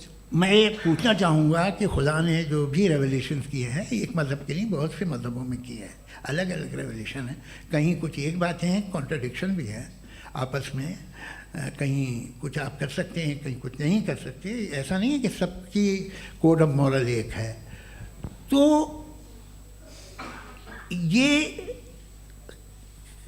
किस्सा क्या है। अब आप ये देखिए कि मुझे कभी कभी लगता है कि जो फुटबॉल फाइनल होता है, लाखों लोग होते हैं, फिर वो टीवी कवर कर, करोड़ों लोग, अगर उसमें खुदा की एक बूमिंग आवाज़ आ जाती, मैं गॉड हूँ, तो सारे लोग अभी सुन लेते और टीवी पे भी सुन लेते, किस्सा ख़त्म होता। ये इतनी राजदारी क्या है कि तुम सामने कुछ तो सबूत दे दो हमें सॉलिड। ये कह साहब ये यूनिवर्स कैसे बनी, इससे मसला क्या हल होगा। मैं पूछूंगा आपसे खुदा कैसे बना, क्यों नहीं पूछूंगा कैसे बना, बल्कि वो तो कायनात से कहीं ज़्यादा इंटेलिजेंट है, कायनात से कहीं ज़्यादा कॉम्प्लेक्स। जी वो हमेशा से है, आप कहेंगे मैं मान लूँगा। अच्छा, दोयम वो कादिर मुतलक, यानी कादिर मुतलक का मतलब ओमनीपोटेंट, वो जो चाहे कर सकता है। आपको नौकरी दिलवा सकता है, आपकी अच्छी जगह शादी करवा सकता है, आपके पड़ोसी का मुकदमा हरवा सकता है, आपको जिता सकता है, सब काम करता है। थोड़ा सा माइक क्लोज जी। वो इस दुनिया को चला कैसे रहा है, ये दुनिया कैसे चल रही है, आपको इस पर हैरत नहीं होती। या क़यामत के बाद कभी एक जस्टिस होगा, जब ये बच्चा मर चुका होगा, जिसकी धज्जियाँ उड़ गई बम से, इसको इंसाफ मिलेगा तब। अच्छा, अब जवाब दूं? हाँ जी, मैं इसीलिए आप की तरफ। सबसे पहले आपने रेवलेशन और स्क्रिप्चर्स की बात की, इस पे मैं बात कर सकता हूं, लेकिन आज नहीं करूंगा चूंकि वक्त कम है, कभी और इस पे डिस्कस करेंगे। मैं तैयार हूं उस पे भी बात करने के लिए। ये अभी से राउंड 2 की भूमिका तय हो रही है। डज गॉड एग्जिस्ट राउंड 2 जी। चूंकि आज गॉड के एग्जिस्टेंस पे बात है, तो मैं उसी के रिलेटेड जो है आपके सवालात को एंटरटेन भी करूंगा और मैं भी पूछूंगा। आपने कहा कि आपने साबित ही नहीं किया, जबकि आर्ग्यूमेंट ऑफ कॉन्टिजेंसी बुनियादी आर्ग्यूमेंट है। आप मुझे कॉन्टिजेंसी का मतलब बताइए, आपका मतलब क्या है कॉन्टिजेंसी? कॉन्टिजेंसी का मतलब यह हुआ कि हर वो वजूद जो किसी भी चीज का पाबंद है, हर वो वजूद या हर वो चीज जो अपने एग्जिस्टेंस में किसी भी चीज के पाबंद है और उससे बाउंड है, उसको उसकी ज़रूरत है, उस पर डिपेंड करती है, तो जाहिर सी बात है कि उसका कोई ना कोई कॉज होता है। ये तो अक्ल की बात है। ये आप रीजनिंग की बात करते हैं, मैं वही कर रहा हूं। दूसरी चीज, आपने ये बात कही कि इतने बिलियन लाइट ईयर्स दूर है, उसका मेरा क्या लेना देना। फिर मेरे ख्याल से आपको ये नहीं कहना चाहिए I think therefore I am an atheist. आपको सोचना चाहिए, सिर्फ आप एक लिमिटेड दायरे में रहकर नहीं सोचें, बल्कि बाहर निकल कर सोचें। आपने तीसरा सवाल किया, आपने 2-3 सवाल एक साथ। ऐसी बातें ना कीजिए, कुत्तों को इतराज हो जाएगा आप पे कि आप कुछ भी सोचिए, ये इजाज़त आपको है नहीं, मुझे है।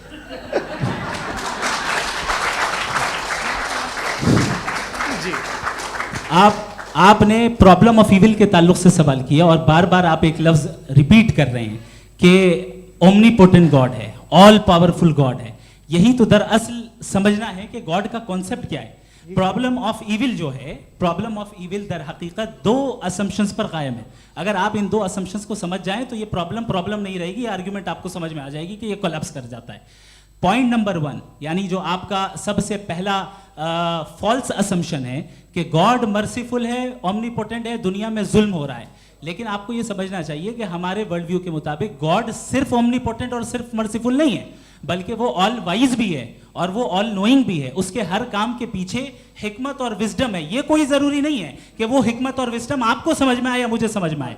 अगर आप जो समझ रहे हैं उसके मुताबिक आप फैसला कर रहे हैं, ये लिमिटेड पर्सपेक्टिव से आर्ग्यूमेंट है। और इस चीज को हम अपनी दुनिया में, अपने लाइफ में, डेली लाइफ में इस प्रिंसिपल को एक्सेप्ट करते हैं। हम जब किसी डॉक्टर के पास जाते हैं, डॉक्टर के पास जाकर वो अगर उसने हमें कोई दवाई दी है तो हम ये तो नहीं कहते कि जब तक आपके पास जितना नॉलेज और जितना विजडम नहीं है, आपने क्यों ये दवाई दी है, तब तक हम इस चीज को एक्सेप्ट नहीं करेंगे।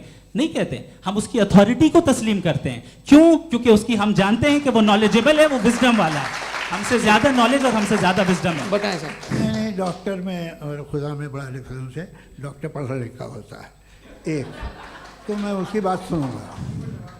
दो ये नहीं, कुछ जवाब तो ये भी नहीं है सर। प्लीज, आप अगर सब ऑडियंस से बोलने लगेंगे तो हाँ। फिर मतलब नहीं सिविलाइज बहस का। मतलब आप ये कहें कि चूंकि आप डॉक्टर पे बिलीव करते हैं इसलिए खुदा पे बिलीव किए, क्या ये मिसाल आपको समझाने के लिए आर्ग्यूमेंट है, इस पे आपको एतराज नहीं है। तो सिंपल बात ये है कि मैं अगर ये यकीन कर लूँ कि एक ओमनीपोटेंट, उसकी मसलहत है, ये जो बच्चे मर रहे हैं ये मसलहत है उसकी, मुझे नहीं चाहिए थी मसलहत। उसकी मसलहत नहीं, यही तो समझना है। मतलब एक्सपीरियंस। अच्छा, इस आपने अभी मेरी बात पूरी सुनी नहीं। मैंने कहा आपका पूरा आर्ग्यूमेंट दो फॉल्स असम्पशंस पर है। एक फॉल्स असम्पशन मैंने बता दिया, दूसरा फॉल्स असम्पशन ये है कि इस दुनिया में इविल के होने का कोई गुड रीजन नहीं है, जबकि हमारे पास बाज रीजंस मौजूद हैं, हमारे पास बाज वजूहात मौजूद हैं।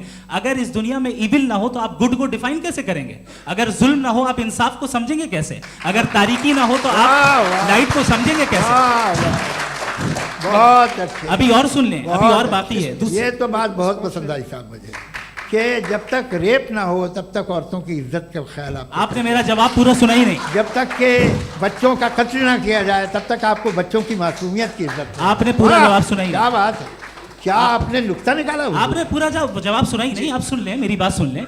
ये मैंने आपको एक चीज बताई। दूसरी चीज, इस दुनिया में हम आए हैं टेस्ट के लिए, हमारा टेस्ट हो रहा है और हर इंसान का अलग अलग अंदाज में टेस्ट होता है। और इस दुनिया में अगर इविल मौजूद है तो वो इविल जरिया है हमारे अंदर ह्यूमन नोबल क्वालिटीज को डेवलप करने का और अलग अलग फील्ड में प्रोग्रेस करने का। और अगर हमारे अंदर और इस दुनिया में इविल नहीं होता तो बताइए टेस्ट का मतलब क्या होता? अगर मैं अपने स्टूडेंट को एमसीक्यूज दूं और उसमें सिर्फ राइट आंसर लिख कर दे दूं और कहूं तुम्हारा टेस्ट हो गया, ये मीनिंगलेस है। इस दुनिया में अगर हम टेस्ट के लिए आए हैं तो जाहिर है गुड एंड इविल दोनों मौजूद है। बताइए। तो अगर गुड एंड इविल दोनों मौजूद है तो ये इविल भी खुदा का बनाया हुआ है? जी हाँ, खुदा का बनाया हुआ है। लेकिन अच्छा, चलो अच्छी बात। जी बिल्कुल, तो बिल्कुल मतलब खुदा ने बनाया। अभी तो ये है कि जो मेजॉरिटी है दुनिया में वो इविल है, तो ये खुदा एक्चुअली इविल के साइड पे लग रहा है मुझे। बिल्कुल भी नहीं, मैं बताता हूं। मेजॉरिटी में तो वो है। क्या बात कर रहे हैं भाई आप? मैं बहुत कोई भी जो मुंसिफ होगा, चाहे आपका अपना घर हो जिसके आप सबसे बड़े हैं, चाहे आपकी ऑर्गेनाइजेशन हो जो आप चलाते हैं, वहाँ पर आप इविल रखेंगे साबित करने को कि बाकी लोग शरीफ हैं? मेरी बात सुन क्या लें। ये आर्ग्यूमेंट ही गलत है? अगर कि जब तक के कोई इविल नहीं होगा तब तक के शरीफ आदमी शरीफ नहीं लगेगा। अगर एग्जामिनर गलत ऑप्शन दे रहा है तो एग्जामिनर इविल नहीं हो गया। जो गलत ऑप्शन को सेलेक्ट कर रहा है वो फेल होगा। क्रिएटर ने इविल को बनाया है लेकिन वो इविल नहीं है। अच्छा सुनिए मेरी बात, चलिए, लेट मी कंप्लीट सर। जी जी। क्रिएटर ने इविल को बनाया है टेस्ट के लिए, वो इविल नहीं है। इविल वो होगा जो उसे इख्तियार करेगा। छुरी को बनाने वाला गलत नहीं होता है, छुरी का गलत इस्तेमाल करने वाला गलत होता है। रेप को कैसे गलत इस्तेमाल करते हैं? इंसान के फ्री विल का नतीजा ये रेप कैसे गलत इस्तेमाल होता है? ये मुझे अब सुन लें, अब सुन लें। गलत इस्तेमाल होता हाँ, मैं बता रहा हूँ रेप ना, कैसे गलत मैं बता रहा हूँ जी। कि जो इविल इस दुनिया में मौजूद है उसके कई सारे तरीके हैं। एक तरीका इंसान का अपना फ्री विल है। अब अगर कोई रेपिस्ट रेप कर रहा है तो इसका गॉड का कसूर नहीं है, वो अपने फ्री विल का गलत इस्तेमाल कर रहा है, उसको सजा मिलनी चाहिए। अच्छा। और उसी के लिए जहन्नम बनाई गई है। ये फ्री विल का भी बड़ा चक्कर। आप जब कोई बुरा काम करते हैं या कोई बुराई होती है तो ये कहा जाता है कि ये फ्री विल है। 7 billion free wills are moving on this planet. 7 billion free will. और एक आदमी अपनी फ्री विल से मुझे कत्ल कर दे तो मैं खुदा की मर्जी से मरा हूँ कि इसकी फ्री विल की वजह से? मेरी मौत खुदा के हाथ है या ये फ्री विल वाले के हाथ है? खुदा ने फ्री विल का निजाम बनाया है और उस निजाम का गलत इस्तेमाल करके कोई आपको मार रहा है, इस्तेमाल करके मेरा कत्ल कर देता है। अब मेरी मौत का जिम्मेदार कौन है? वो इंसान जिम्मेदार है। वो इंसान। जी। तो ये कहना कि और उसको खुदा ही जिंदगी उसको सजा का- मिलेगी। तो अब आप आगे चलिए कि ये तय करना कि अल्लाह ही या खुदा, सॉरी, अल्लाह ने, खुदा ही जिंदगी देता है, खुदा ही मौत देता है, ये गलत है। बिल्कुल गलत नहीं है। हाँ, नहीं, निजाम उसी ने बनाया फ्री विल का। निजाम मौत और हयात का उसी ने बनाया। You are contradicting yourself. अभी आपने कहा कि एक आदमी ने फ्री विल से आपको मार दिया, इसमें उसे फ्री विल दी गई थी, उसने गलत इस्तेमाल किया। 7 billion free wills are moving on this planet और आप चाह रहे हैं कि मैं सिर्फ खुदा का ध्यान करूं। ये 7 बिलियन फ्री विल्स को मुझे लुक आफ्टर करना पड़ेगा कि नहीं? ये तो तबाहियां कर रही हैं और तबाहियां ज़्यादा हो रही हैं। बिल्कुल। तो अगर आप बताएं अगर खुदा नहीं है फॉर एग्जाम्पल, हाँ। तो आप इविल को कैसे डिसाइड करेंगे? यानी how can you define evil objectively without God? देखिए, दुनिया में 2 तरह के जानवर हैं। एक जो अकेले रहते हैं जंगल में और एक जो ग्रुप्स में रहते हैं।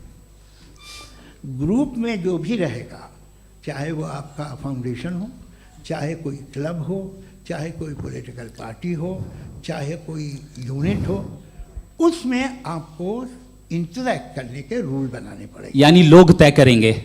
लोग तय करेंगे। अगर लोगों ने यह तय किया कि किसी का रेप करना सही है, आप जस्टिफाई करेंगे? नहीं, आपका फाउंडेशन तो ये हो गया ना कि लोग ही विल डिसाइड दुनिया करेंगे। में- नहीं, अरे दुनिया में ऐसे ग्रुप्स हैं जो रेप को जायज़ मानते हैं सर्टेन हालात में। मैं डिटेल में नहीं जानूंगा, आप भी जानते हैं। ये जो आईसिस वाले थे जिन्होंने क्या किया था, तो उन्होंने क्या किया उसका खुदा से कोई ताल्लुक नहीं है सर। मैंने सिंपल सवाल किया कि इविल को आप डिफाइन करते चलिए, कैसे चलिए, हैं? आइए वापस आइए। जी। आप साथ में तभी रह सकते हैं जब कुछ आप ऐसे उसूल डेवलप करें जिसमें हर एक का बेसिक तहफ़्फ़ुज़, हर एक का बेसिक राइट हो और हर एक को कोई आराम मिले। यही तरीक़ा है किसी भी ऑर्गेनाइजेशन जिसमें एक से ज़्यादा लोग हैं और वो ऐसे चलती है ज़िंदगी। उसमें अगर आप गड़बड़ करेंगे तो तबाही होगी, नुकसान होगा, बर्बादियाँ आएंगी। और अगर उसमें आप घर ले लीजिए ना, एक हस्बैंड है, एक वाइफ है, बच्चे हैं, वालदा भी हैं, 2 बहनें भी हैं, एक भाई भी है। अब इसमें कोई निज़ाम आपको चाहिए साथ में रहने का और एक दूसरे पे भरोसा रहे, एक दूसरे के बहीख्वाह हों, एक दूसरे की मदद करें, ऐसी जिंदगी। सर आपकी बात आ गई। आप ये कह रहे हैं कि लोग डिसाइड करेंगे क्या सही है क्या गलत है, यही है? मेजॉरिटी डिसाइड करेगी क्या सही है क्या गलत है? अरे भाई बिल्कुल। मेजॉरिटी अगर ये कहे कि नाजी जर्मनी के साथ जिस तरह मेजॉरिटी थी कि जेनोसाइड करना सही, आप जस्टिफाई करेंगे?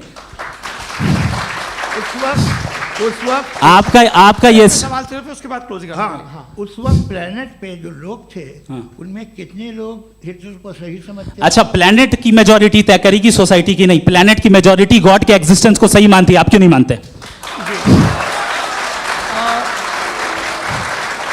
ये हेलो ये क्रॉस क्वेश्चन का राउंड यहाँ पर समाप्त होता है।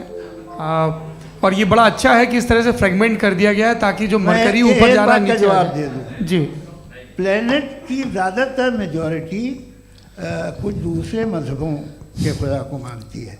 आप उन्हें क्यों नहीं, आप तो मेजॉरिटी की बात कर रहे अच्छा, हैं। ये मैंने क्लोजिंग majority की बात- आप ये कह रहे हैं इविल और गुड को डिसाइड मेजॉरिटी करेगी। मेजॉरिटी जो कर दे वो सही हो जाएगा। अरे क्लोजिंग इसको जैसा आप ही लोगों ने तय किया है उसी फॉर्मेट को फॉलो कर लेते हैं। हाँ। भाई मैंने तो भले लोगों पे एतबार किया और तब मॉडरेशन तय किया, जी आपके पास 5 मिनट का वक्त है, क्लोजिंग आर्ग्यूमेंट है, उसके बाद हम ऑडियंस से क्वेश्चन आंसर लेंगे जावेद साहब के क्लोजिंग आर्ग्यूमेंट के बाद। Okay, time starts now. बहुत शुक्रिया जी। हमारा जो टॉपिक है डज गॉड एग्जिस्ट, मैं इस पे इतने एकेडमिक तैयारी करके आया था, मुझे था कि मैंने सोचा था कि कई सारे मैं आर्ग्यूमेंट्स दूंगा, लेकिन वक्त की भी किल्लत और जावेद साहब बार बार इधर उधर चले जा रहे थे तो उसको भी थोड़ा एंटरटेन करना पड़ गया। डज गॉड एग्जिस्ट पे मैं एक ही आर्ग्यूमेंट दे पाया, आर्ग्यूमेंट्स बहुत हैं और डेफिनेटिव आर्ग्यूमेंट्स हैं, और मेरे आर्ग्यूमेंट को किसी एक राउंड में भी इन्होंने एंटरटेन नहीं किया और रेफ्यूट नहीं किया, एक राउंड में भी नहीं, एक राउंड में भी नहीं, और ना ही अभी अभी आपका क्लोजिंग आर्ग्यूमेंट आएगा नहीं, वो उसमें। बता देना। Argument of contingency sir. अरे मैं आपसे कई बार कह चुका हूँ कंटीजेंसी का मतलब अब मैं कैसे सर, समझाऊं प्लीज, आपको, आपस में हाँ आप और प्लीज, कितने प्लीज, आसानी से समझाऊं मैं, मुझे तो नहीं समझ में आ रहा है बस। आप अपनी- sir, argument sir, of contingency Urdu में बोल सकते हैं। हाँ, आप अपनी बात पूरी कर लें जी। आखिरी 4 मिनट। दूसरी चीज, just a minute please ma'am, can I talk. दूसरी चीज ये है कि आपने एक तो इसका जवाब नहीं दिया, दूसरा आपने गॉड के ना होने पर कोई डेफिनेटिव आर्ग्यूमेंट नहीं दिया, सिर्फ मजहब पे बात कर रहे हैं आप। मजहब तो आज हमारा टॉपिक ही नहीं था, आज तो हमारा टॉपिक हो, आप मजहब से ले लेकर आईएस तक चले गए, भाई हमारा क्या ताल्लुक है उससे, वी कंडेम देम, और उसका गॉड से क्या ताल्लुक है। अगर कोई गलत काम कर रहा है, किसी ने किसी को कत्ल किया, किसी ने किसी का रेप किया, उसको सजा मिलनी चाहिए, और आपके पास कोई भी rational strong foundation of morality नहीं है। आपने कहा कि मेजॉरिटी तय करेगी सोसाइटी की, वो सही होगा, मैंने कहा हिटलर को फिर आप सही कहेंगे, नहीं नहीं नहीं नहीं, प्लैनेट की सोसाइटी की मेजॉरिटी तय करेगी, तो प्लैनेट की मेजॉरिटी गॉड के एग्जिस्टेंस को मानती है, आप कह रहे हैं ये रिलीजियस है, तो यानी आपके पास कोई स्ट्रॉन्ग फाउंडेशन नहीं है ऑब्जेक्टिव मोरालिटी का। ऑब्जेक्टिव मोरालिटी का अगर कोई फाउंडेशन है तो वो सिर्फ गॉड है, गॉड है, गॉड है। थैंक यू जी, ये मुफ्ती शमाइल नदवी साहब का क्लोजिंग आर्ग्यूमेंट था। अब हमारे पास जी ये बड़ा अच्छा है कि दोनों लोगों को मॉडरेटर से शिकायत भी और बोल रहे हैं भाई हमारी शाबाशी भी तो करते चलो। अब मेरी बात जी नहीं समझ में। आपके पास जावेद अख्तर साहब 5 मिनट का वक्त है, ये आपका क्लोजिंग आर्ग्यूमेंट है, टाइम रीसेट कर दें जी। देखिए बहुत सारी बातें हैं। गॉड का डेफिनेशन दुनिया के किसी भी रिलीजन में है कि वो ओमनीपोटेंट है, ओमनीप्रेजेंट है, he is just, he is kind, he loves you and so on. मैं जब दुनिया देखता हूँ तो मुझे कोई ऐसा सुप्रीम पावर यहाँ दिखाई नहीं देती है जो इंसान की बहबूदी के लिए कुछ कर रही हो, कमज़ोर को बचा रही हो, मदद कर रही हो, जालिम को पीछे हटा रही हो, मैं नहीं देखा तारीख़ में नहीं। एक तो अगर है और ये देख रहा है तमाशा तो उसका होना न होना बराबर है। दोयम ये कि ये जो है जब आप ये कहते हैं कि कायनात जिसकी कंटीजेंसी है, मैं देखिए वो लफ्ज़ इस्तेमाल किया मैं, तो ये कैसे हो सकती है भाई, और फ़ौरन आप सरेंडर कर देते हैं कि जाहिर है कि इसका बनाने वाला तो इससे 10,000 गुना ज़्यादा कॉम्प्लिकेटेड होगा, उस पर आपके होने पे कोई इतराज़ नहीं है, उसे वो टाइमलेस है, वो पहले से था, टाइम तो बहुत बाद में आया, ये सब आप मानने को तैयार हैं जिसका आपके पास कोई सबूत नहीं, आपके पास कोई रीज़न नहीं है।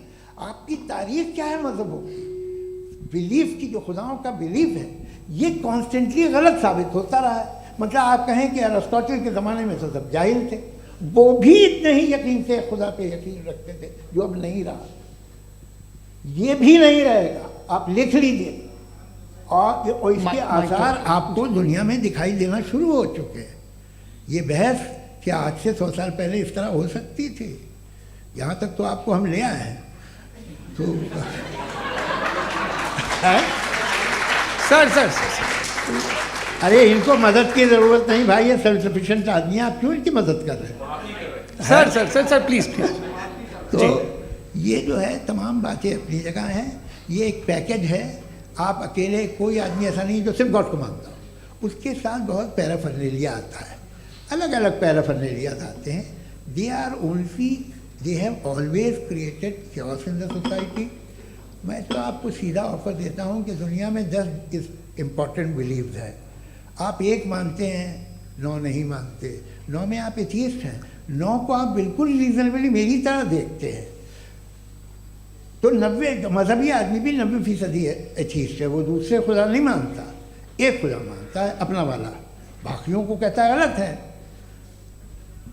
अगर आप मानना ही बंद कर दें तो आपका 10% चांस है कि आप सही हैं और 90% चांस है कि आप गलत हैं। मेरा मशवरा है आप मानना छोड़ दिए तो 50% चांस होगा कि आप सही हैं और 50% चांस होगा, 40% आप गेन करेंगे बाय बिकमिंग एथीस्ट।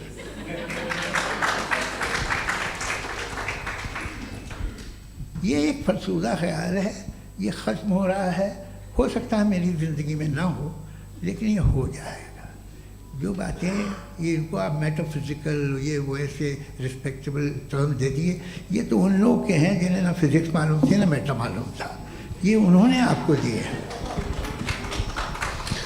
जी बहुत शुक्रिया आप दोनों लोगों का। और अब इस बातचीत का आखिरी राउंड शुरू होगा, डज गॉड एग्जिस्ट की ये बहस मुफ्ती शमाइल नदवी और जावेद अख्तर साहब के बीच।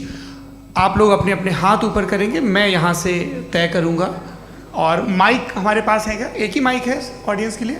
2 माइक है, एक इस तरफ एक इस तरफ, ठीक है। तो जी सबसे पहले हमारी सहयोगी हैं मारिया शकील जी, पूछिए सवाल। थोड़ा सा रुकेंगे ताकि कैमरे का फ्रेम आप पर आ जाए, आपकी तो प्रैक्टिस है टीवी की। जी नदवी साहब, मैं खुदा को मानती हूँ, पहले मैं इसी प्रमाइस से शुरू कर रही हूँ और ये बता रही हूँ आपको, मैं मानती हूँ। लेकिन कुछ सवाल हैं जो जावेद साहब ने उठाया, उसका जवाब आपको देना चाहिए। पहला सवाल ये कि गज़ा में सालों से छोटे बच्चे मर रहे हैं, वो उनको अगर खुदा मर्सीफुल है, हम मानते हैं कि अल्लाह ताला में बहुत ताकत है, तो वो बच्चे क्यों मर रहे हैं? दूसरी बात ये कि अगर कंटिजेंसी की जो आप बात करते हैं, पूरे मुस्लिम ममालिक मिल कर के भी उन गज़ा के बच्चों को क्यों नहीं बचा पा रहे हैं? क्योंकि अगर वो चाहते, क्योंकि अल्लाह ताला उन पर हुकूमत करते हैं, सब पर हुकूमत करते हैं, तो वो उनको क्यों नहीं बचा? जी थैंक यू वेरी मच। बहुत अच्छा किया आपने इस चीज़ को जिक्र कर दिया, मैं इसको और अच्छे से एक्सप्लेन करने की कोशिश करता हूँ। देखें, जहाँ तक आपने कहा कि गज़ा के बच्चों को मारा जा रहा है, देखें 2 वर्ल्ड व्यू है, एक एथीस्टिक वर्ल्ड व्यू, एक थीस्टिक वर्ल्ड व्यू है।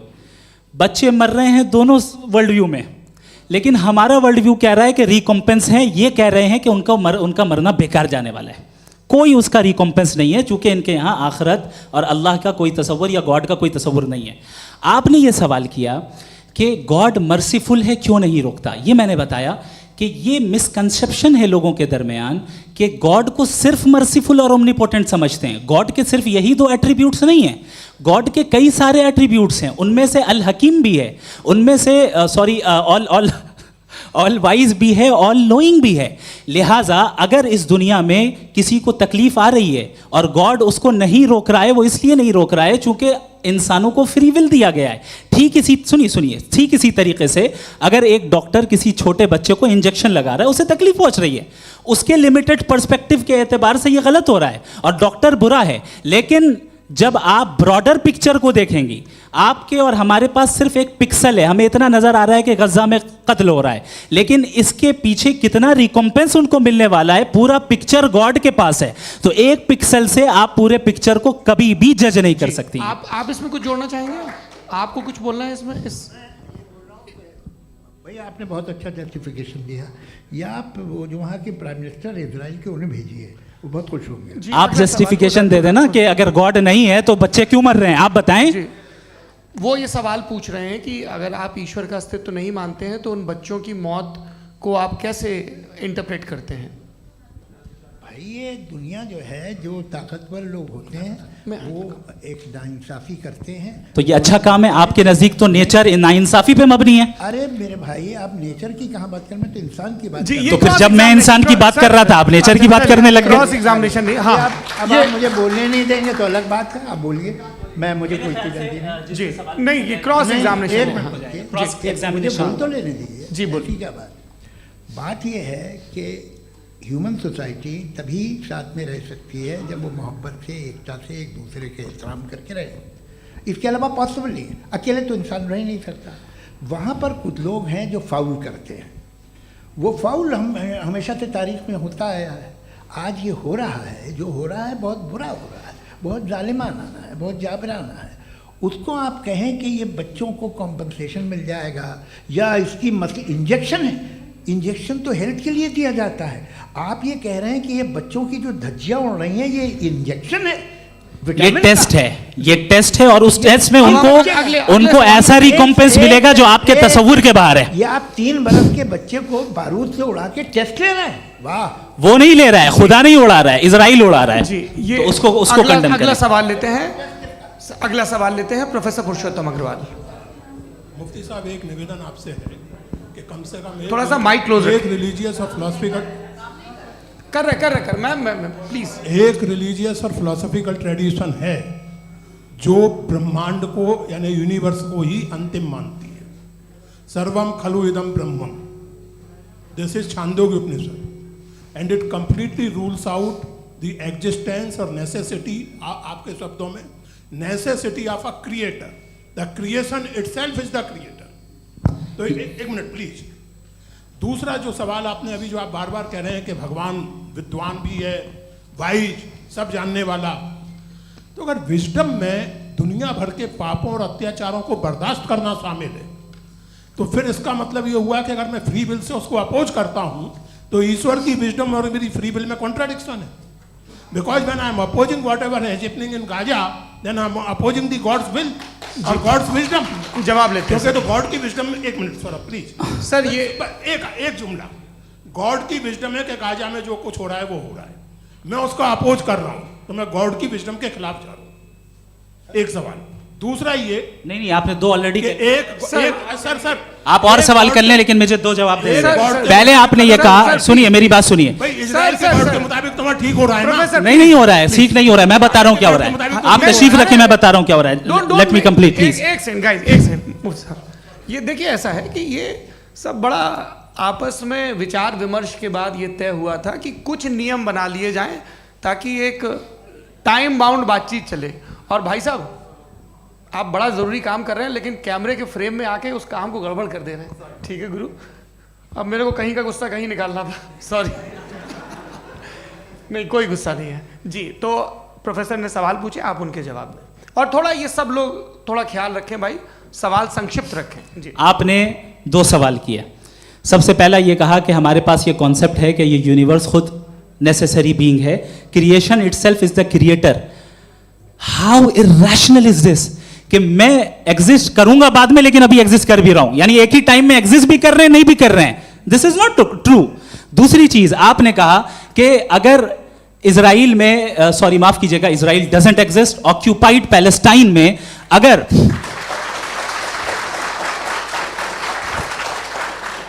ऑक्यूपाइड पैलेस्टाइन में बच्चों को मारा जा रहा है फ्री विल की वजह से और गॉड नहीं रोक रहा, ये कॉन्ट्रडिक्शन है। ये बताइए कि एक एग्जाम में एक बच्चा गलत आंसर लिख रहा है, सुनिए, एग्जामिनर चाहे तो रोक सकता है, क्यों नहीं रोक रहा है? ये कॉन्ट्रडिक्शन है, ये कॉन्ट्रडिक्शन नहीं है। माइक नहीं सर, ये आपस में जी, ये क्या आपका सवाल?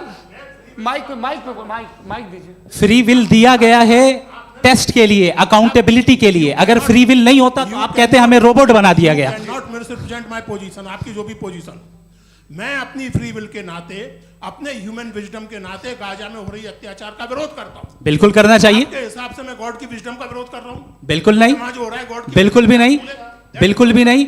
उसका वहां पर गाजा में कत्ल होना ये इंसानों के गलत इस्तेमाल का नतीजा है, फ्री विल के इस्तेमाल का नतीजा है। गॉड इसका हुक्म नहीं देता, उससे रोकता है। यही तो मसला है ना, आपके लिए कॉन्सेप्ट क्लियर? नहीं भाई, आपने तो बताया था इंजेक्शन लगाने से बच्चे को तकलीफ होती है, ये इंजेक्शन लगा। सर आप ऐसे रेटोरिक स्टेटमेंट दे तब तो कोई मसला नहीं आपने समझते बोला कि रहेंगे। Injection this is a rhetoric statement, this is not a logical argument sir. I am sorry, I am sorry. आखिरी 30 मिनट बड़े मुश्किल होने वाले हैं जी। मुफ्ती साहब आगे बैठे हैं, इनको माइक दीजिए।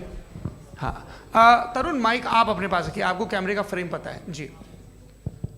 सबसे पहले दोनों को मुबारकबाद। एक सर अपना आप नाम बता दें। आप अमेरिका में शिकागो में रहते हैं, इतना मुझे याद है। बताया आपको, यासिर नदीम अलवाजदी मेरा नाम है।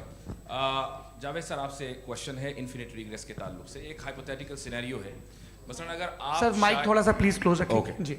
अगर आप शायर इसलिए हैं कि आपके कोई उस्ताद शायर थे, और वो इसलिए शायर थे कि उनके कोई उस्ताद शायर थे, और इसी तरीके से हम माजी में पीछे चलते चलते चले जाएं और कहीं ना रुके, तो माफ कीजिएगा आप कभी शायर नहीं हो सकते। लेकिन आप शायर हैं, आपका शायर एग्जिस्ट करता है, इसका मतलब ये है कि आप कहीं ना कहीं रुके हैं।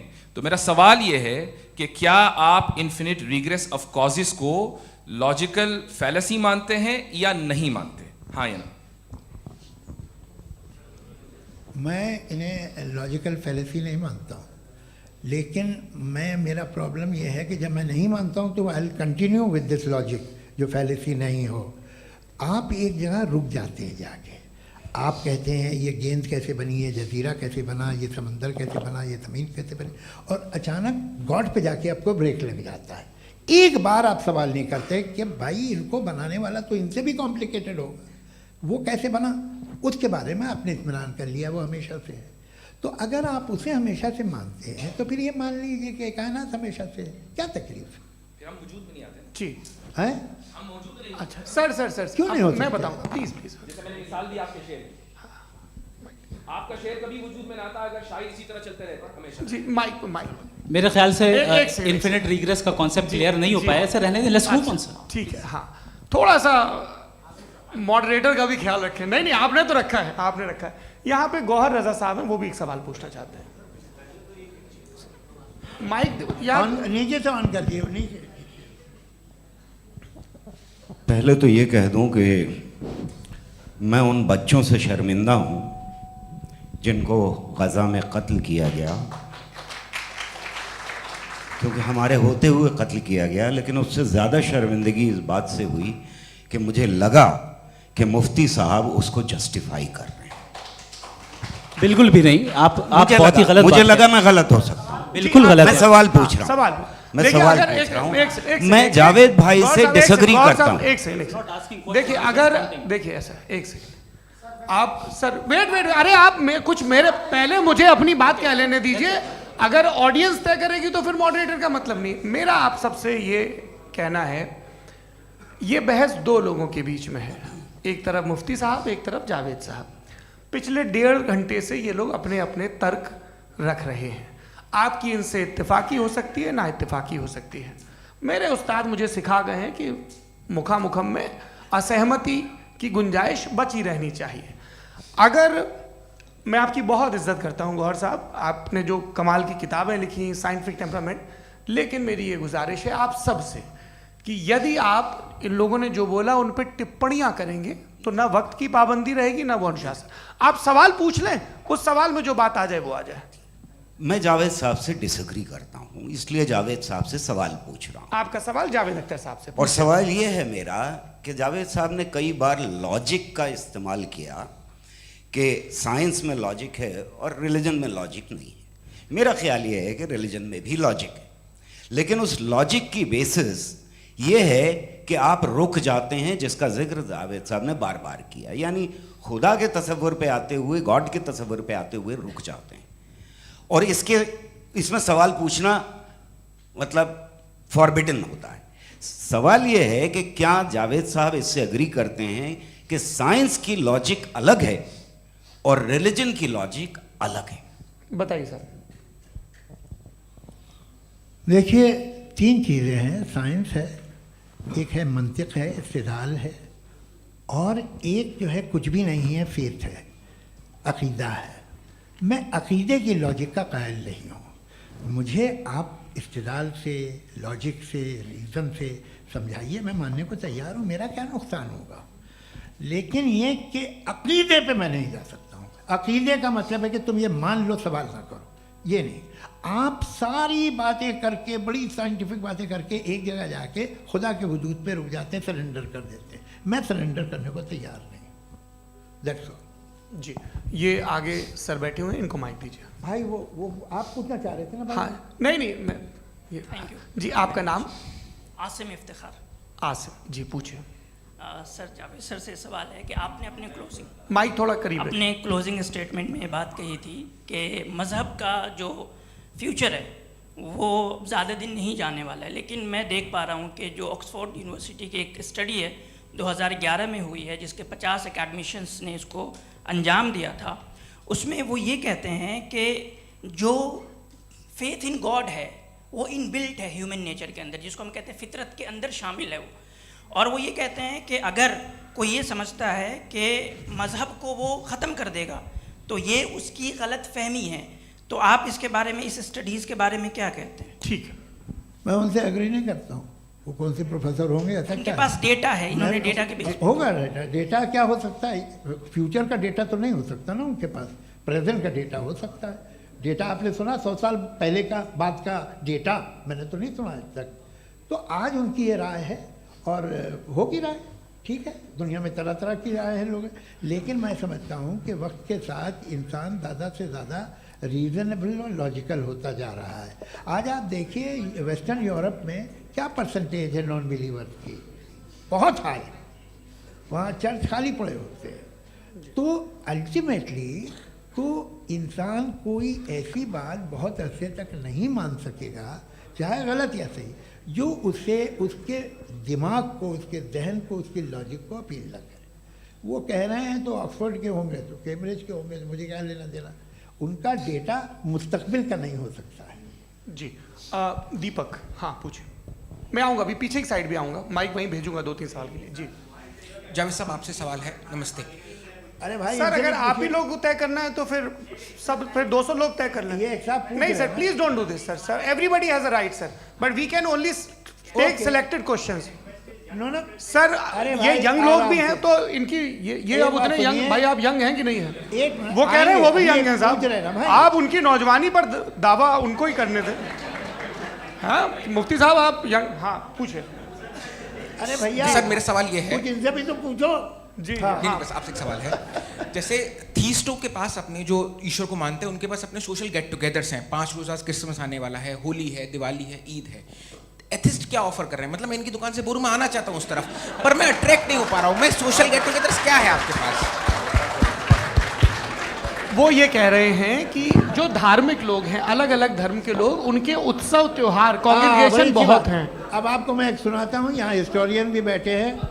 मृदुला जी आप बताइएगा सही है क्या। ये एक कॉन्स्टेंटाइन, एक ग्रीक रोमन बादशाह था, जो क्रिश्चियनिटी आने के 400 साल बाद उसने डिसाइड किया कि मैं क्रिश्चियन हो जाऊंगा, मेरी पूरी स्टेट कैंसिल हो जाएगी। उस ज़माने में ऐसे ही होता था, राजा जो धर्म इख्तियार करता था वो जनता भी कर लेती थी। इसलिए कि वो हो गया था बैंकक्रप्ट, और उसे जो मेडिटेरियन कोस्ट के रिच क्रिश्चियन वो थे मर्चेंट, उससे पैसा चाहिए था। तो उसने कहा यार क्रिश्चियन हो जाओ। तो उसने अपने वजीर से कहा कि भाई ये हिस्ट्री है कि अब हम लोग क्रिश्चियन हो जाते हैं। पहले सर हो जाएंगे, कोई प्रॉब्लम नहीं है, लेकिन एक प्रॉब्लम ये है कि 17 दिसंबर से 25 दिसंबर तक जो पेगन फेस्टिवल होता, जो पेगन जो फेस्टिवल होता है वो बंद हो जाएगा, इसलिए कि हम क्रिश्चियन हो गए तो होगा नहीं। तो वो बच्चों को बहुत बुरा लगेगा, पब्लिक को बहुत इन्जॉय करते हैं, ख़ासतौर से 25 को मेन डे। उसने कहा ये तो सही कह रहे हो, ये जीसस क्राइस्ट की पैदाइश कब थी? पहले साहब वो अप्रैल में थी। नहीं, कट करो, वो 25 दिसंबर को है। यह हकीकत है। और 400 साल बाद क्रिश्चियनिटी के अप्रैल से दिसंबर ले आए, और इसलिए कि यहाँ पेगन फेस्टिवल होता था। अब मनाते हैं आप आराम से। ये जो सारे फेस्टिवल हैं, ये रिलीजन से, हर एक को एक इंटरटेनमेंट डिपार्टमेंट चाहिए होता है अपनी कंपनी चलाने के लिए। तो ये रिलीजन ने, ये सेकुलर त्यौहार थे जिन्हें रिलीजन्स ने ले लिया है। ये मौसम के थे, फसलों के थे, किसानों के थे, उसको आपने लेके रिलीजियस रंग दे दिया। ये कोई रिलीजन से थोड़ी आए आप। अच्छा हमें देखिए, हम तो मुल्द हैं, हम ईद मनाते हैं, हम दिवाली मनाते हैं, हम होली मनाते हैं, हम क्रिसमस मनाते हैं। बम्बई की फिल्म इंडस्ट्री की सबसे बड़ी होली हमारे घर में, सबसे बड़ी ईद हमारे घर में। वो हमारी सोशल वो है, हमारा हेरिटेज है। ऐसा थोड़ी है कि we will throw the baby along with the water. ये तो अच्छी चीज़ है, इन्हें रखो, जो बेकार है फेंक दो। जी हाँ, हेलो जी, मेरा सवाल नादवी जी से है। जैसा कि आपने बोला कि गॉड टाइम के भी परे हैं, और गॉड इतनी कॉम्प्लेक्स चीज़ है कि उसे ह्यूमन माइंड समझ नहीं सकता, और गॉड ने अर्थ पे फ्री विल भी दे दी है। तो आप अपना वक्त ज़ाया क्यों कर रहे हैं गॉड के बारे में बात करके? अपन को तो बात करनी चाहिए कि सोसाइटी को बेहतर कैसे करें। जी मैं गॉड वही बताता है सोसाइटी को कैसे बेहतर करें। अभी मैं आपका जवाब देता हूँ। आपने कहा कि टाइम पे वो एग्जिस्ट नहीं करता, मेरा सवाल ये है कि जैसा आपने बोला कि गॉड बहुत ही कॉम्प्लेक्स चीज है। मैंने कहा ही नहीं कि कॉम्प्लेक्स है, तो आपके अल्फाज हैं। कॉम्प्लेक्स का लफ्ज गॉड के लिए सुइटेबल नहीं है। क्यों? क्योंकि कॉम्प्लेक्स वो चीजें होती हैं जो ऑब्जेक्ट हो। God is not an object. जिसको आप इंस्ट्रूमेंट के जरिए लेबोरेटरी में जाके टेस्ट करें, oh it's very complex. No, वो कोई कार का इंजन नहीं है। मेरा वो सवाल फिलोसॉफिकली नेसेसरी बीइंग ऐसी बीइंग है जो सिंपल बीइंग है। हाँ, आप उसको मुकम्मल तौर पे उसकी तमाम हिकमतों को जान ले और हर चीज़ को जान ले, ये पॉसिबल नहीं है, क्योंकि वो ऑल वाइज है, आप ऑल वाइज नहीं है, और वो खुदा है, वो आपको सारी चीज़ें बता दे, ये ज़रूरी नहीं। मेरा सवाल ये नहीं था, मेरा सवाल ये था कि जब गॉड इतना परे है इस दुनिया से कि उसने अर्थ पे फ्री विल भी दी है, हम सब ह्यूमंस की फ्री विल है, और जो सोसाइटी में हो रहा है वो अपन लोग डिसाइड करेंगे, तो अपन लोग डिसाइड नहीं करेंगे ना, अपन लोग डिसाइड नहीं करेंगे। गॉड जो है, गॉड ने वो उसकी जात, उसकी एग्जिस्टेंस टाइम एंड स्पेस से परे है, लेकिन वो हमारा टेस्ट ले रहा है और उसी गॉड ने हमें बताया कि तुम्हें क्या करना है क्या नहीं करना है, तो जाहिर है उस गॉड की बात सुनेंगे ना हम। जी, वो पीछे एक चश्मा लगाए जो मैम खड़ी हैं, उनको दीजिए। हाँ, आप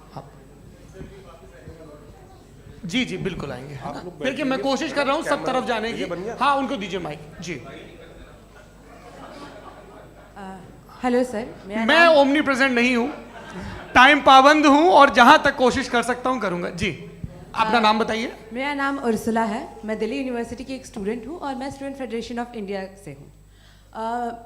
मेरा सवाल मुफ्ती जी से है कि इस हॉल के इस कमरे में बैठ के हम लोग रेप की मोरालिटी के बारे में फिलोसफिकली बात तो कर सकते हैं, बट असलियत ये है कि रोज़मर्रा की ज़िंदगी में औरतें रेप के थ्रू गुजरती हैं, और हम लोग सिर्फ नंबर्स पे इस तरह नहीं देख सकते, क्योंकि कितनी औरतें हैं इन कंट्रीज़ में जहाँ पे आप बता रहे हैं कि केसेस कम हैं, जिनका एक्सेस है कि वो जाके केस फाइल कर सकें।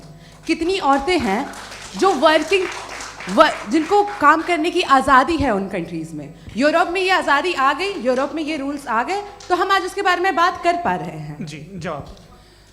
आपने ये कहा कि कमरे में बंद होकर हम लोग इस पर फिलोसफिकली बात कर सकते हैं, लेकिन हकीकत में क्या हो रहा है, वो ग्राउंड लेवल पे क्या हो रहा है जो बहुत गलत हो रहा है, और वो सफ़र कर रही हैं। आई एग्री, बहुत गलत हो रहा है, और जो गलत हो रहा है उसको हमें रोकना है।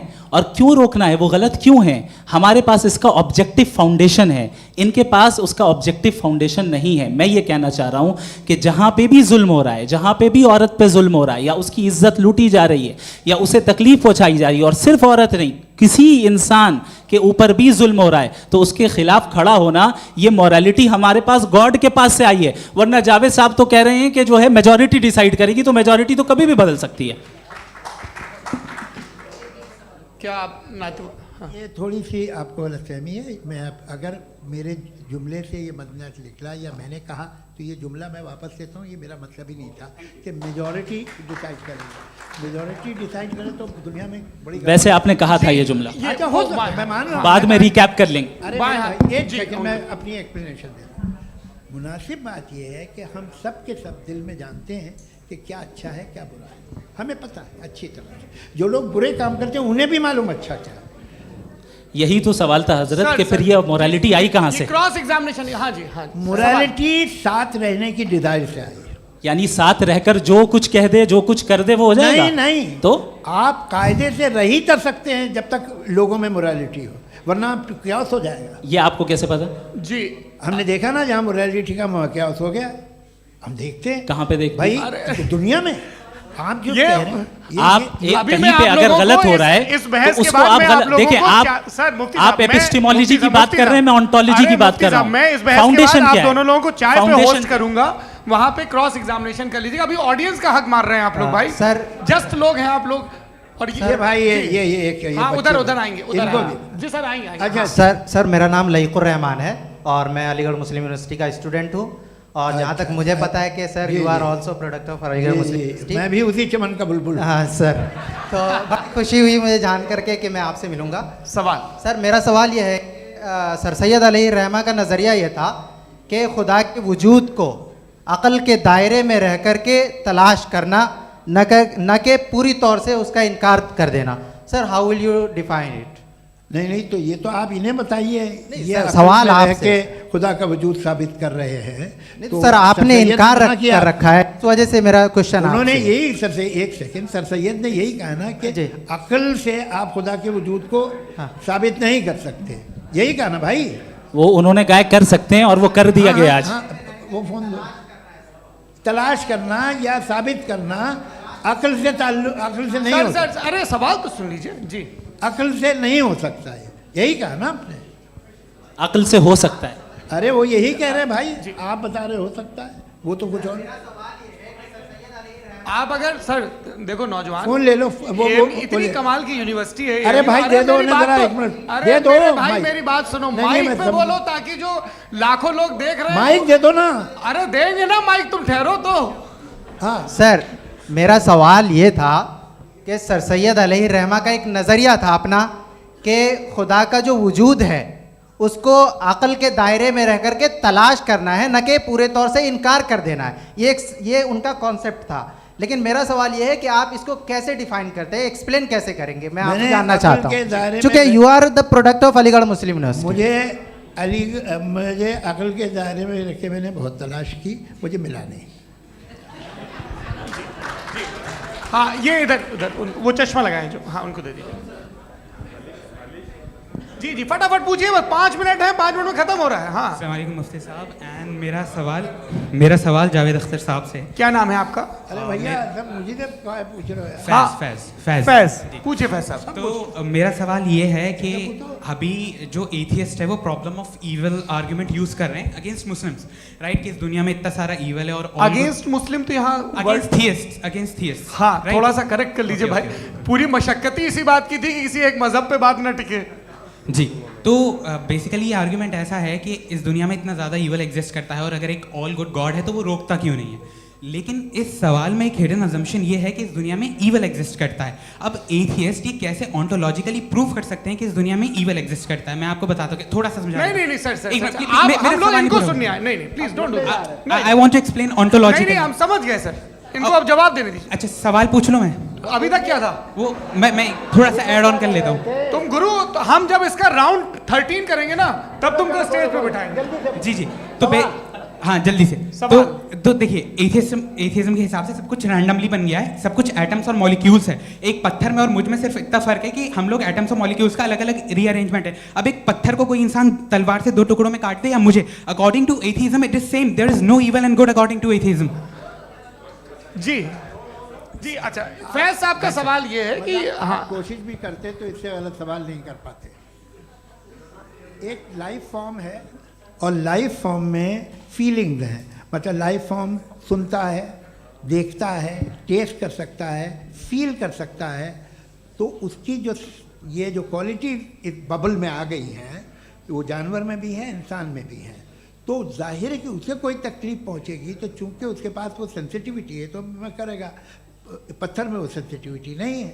तो ये क्या सवाल हुआ कि अगर पत्थर को काटा तो पत्थर को तकलीफ नहीं होती, तो आपको काटे तो आपको क्यों तकलीफ हो? बैठ जाइए। जी हाँ अगला सवाल। हाँ पूछिए जी जावेद अख्तर साहब। अरे भैया सब आप लोग मुफ्ती साहब को छोड़ रहे हैं, तो मेरे ही पीछे पड़े हैं क्या? फिर चलो बोलो भाई।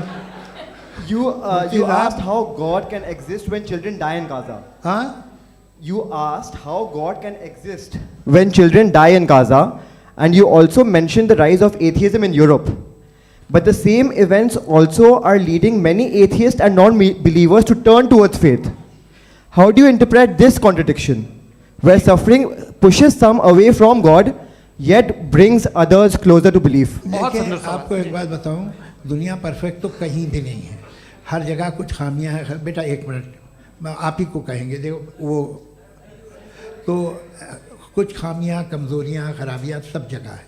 लेकिन अगर देखोगे ईमानदारी से कि दुनिया सबसे ज़्यादा महज़ब कहाँ है, एक आम शहरी को कहाँ हुकूक हासिल हैं, वो बोल सकता है, अपनी मर्ज़ी से काम कर सकता है, अपनी मर्ज़ी से राय दे सकता है, हुकूमत के ख़िलाफ़ बोल सकता है, बरसर इक़्तिदार लोगों के बारे में बोल सकता है, सरमायादारों के ख़िलाफ़ बोल सकता है। तो आपको ये स्कैंडिनेवियन कंट्रीज़ में मिलेगा, वेस्टर्न यूरोप में मिलेगा। मैं नहीं कह रहा वो परफेक्ट है, बिल्कुल नहीं, वहाँ बहुत ख़राबियाँ भी हैं, परफेक्ट तो कोई।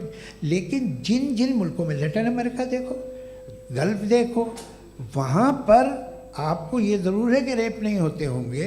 रेप की ज़रूरत क्या है भाई? उसको तो ख़रीद लो, घर में रखो, सड़क पर रेप करने की क्या ज़रूरत है? मगर सुनिए, मगर हकीकत ये है कि वहाँ शख्सी आज़ादी राय देने की, बोलने की नहीं है। जी ये एक आखिरी सवाल मुफ्ती साहब से। हाँ मैम, इनको माइक दीजिए। शुक्रिया। मेरा नाम मनीषा है, मैं हरियाणा से आई हूँ। मैं मुफ्ती साहब से एक बात पूछना चाहती हूँ। आप बार बार जावेद साहब को कॉन्ट्राडिक्ट तो कर रहे हैं कि आपने ये कहा, लेकिन आप भी अजम्पशंस के बेसिस पे बात कर रहे हैं। आपने खुदा के होने का कौन सा प्रूफ पेश किया है, खुदा की एग्जिस्टेंस का?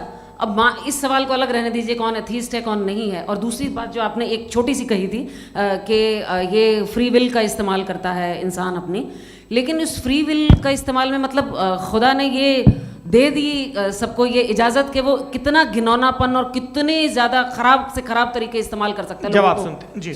आप फ्री विल को मानती है ना, या अब कहती है कि फ्री विल नहीं है ना, मानती है ना? तो अब आपके पास इसका कोई एक्सप्लेनेशन नहीं है कि अगर एक इंसान उस फ्री विल का इस्तेमाल करके गलत काम कर रहा है और बच के अच्छी ज़िंदगी गुजार के निकल जा रहा है, उसका कोई रिकम्पेंस नहीं है। हमारे वर्ल्ड व्यू में जो इंसान गलत काम कर रहा है उसको भी रिकम्पेंस यानी उसका बुरा बदला मिलना है, और जो सही काम कर रहा है उसको सही बदला मिलना है। लिहाजा जो फ्री विल है वो इस तरीके से है कि एक लिमिटेड टाइम तक खुदा ने मोहलत दी है। ऐसा नहीं कि छूट दे दी, जो करना है करते रहो हमेशा। वक्त आएगा जब एग्जाम का टाइम खत्म होगा तब रिजल्ट आएगा, दौराने एग्जाम जबरदस्ती आपको नहीं बताया जाएगा। अरे भाई एक सेकंड, जी एक सवाल मुफ्ती साहब से मेरा है। मुफ्ती साहब से जी एक जी, सवाल। हाँ मैं भी- हाँ हाँ, मुफ्ती साहब, मैम एक रुक जाइए। आपसे फोन, आप इसके बाद आपसे पूछिएगा, माइक यहीं छीन रहेंगे वो। चुका। हाँ बोलिए। मैं मुफ्ती मैम, साहब एक एक ही सेकंड। सवाल करता हूँ कि अगर जो हो रहा है फ्री विल से हो रहा है और एक दिन बरोज़ क़यामत इंसाफ होगा मैशर में वगैरह वगैरह, तो दुआ क्यों मांगते हैं लोग? दुआ मांगते हैं इसके मतलब है अभी भी उसने ये डिपार्टमेंट रखा है कि मैं रोज़मर्रा की ज़िंदगी में इंटरफेयर बिल्कुल कर बिल्कुल, सकता हूं। He can. तो तुम कैन हो, तुम मुझे नौकरी दिला देते हो, मेरे बेटे को ग्रीन कार्ड दिला देते हो, और 45,000 बच्चे मरते हो, उन्हें रोकते नहीं हो।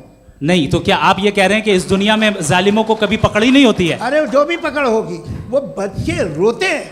बिल्कुल, देखिए वो मैंने औरतें अपने रोती हैं ओपनिंग जिनके बच्चे स्टेटमेंट में यही कहा था आप कि मुझे जनाब नौकरी जावेद दिलवा साहब सिर्फ रहे हैं, इमोशनल मेरी आर्गुमेंट बेटी की जैसे सही दिस इज जगह एन शादी इमोशनल करा रहे हैं। आर्गुमेंट। ये छोटे मोटे काम इसके पीछे इसके पीछे का रीजन मैंने बताया क्या है, देखिए इसके मैं पीछे बार का बार यहाँ विजडम क्या है पर मैंने बताया। मंच से आप लोगों को सज्जनों इसलिए कह रहा हूं ताकि थोड़ा सा आपके कॉन्शियंस पे जोर रहे कि आपको ऑर्डर बचा के रखना है। वक्त तय हुआ था, ये वक्त पूरा हुआ, आपने इतने धैर्यपूर्वक सुना, मैं आप सबका बहुत बहुत शुक्रगुजार हूं। यदि इन दोनों विद्वानों की इच्छा होगी तो कभी हम इस बातचीत का राउंड 2 राउंड 3, यही तो देखिए खूबी है इंसान की कि बहस मुबाहसे में वो पड़ा रहता है। आप लोगों ने बड़े धैर्य का परिचय दिया, बहुत बहुत शुक्रिया। इसी के साथ ये बातचीत यहाँ पे आप समाप्त लोग को होती है। मैं एक बात बता दूं, ये सारी बहस हो गई, अब मुफ्ती साहब और बड़े मुफ्ती साहब इन साथ के साथ मैं खाना खाने वाला हूँ।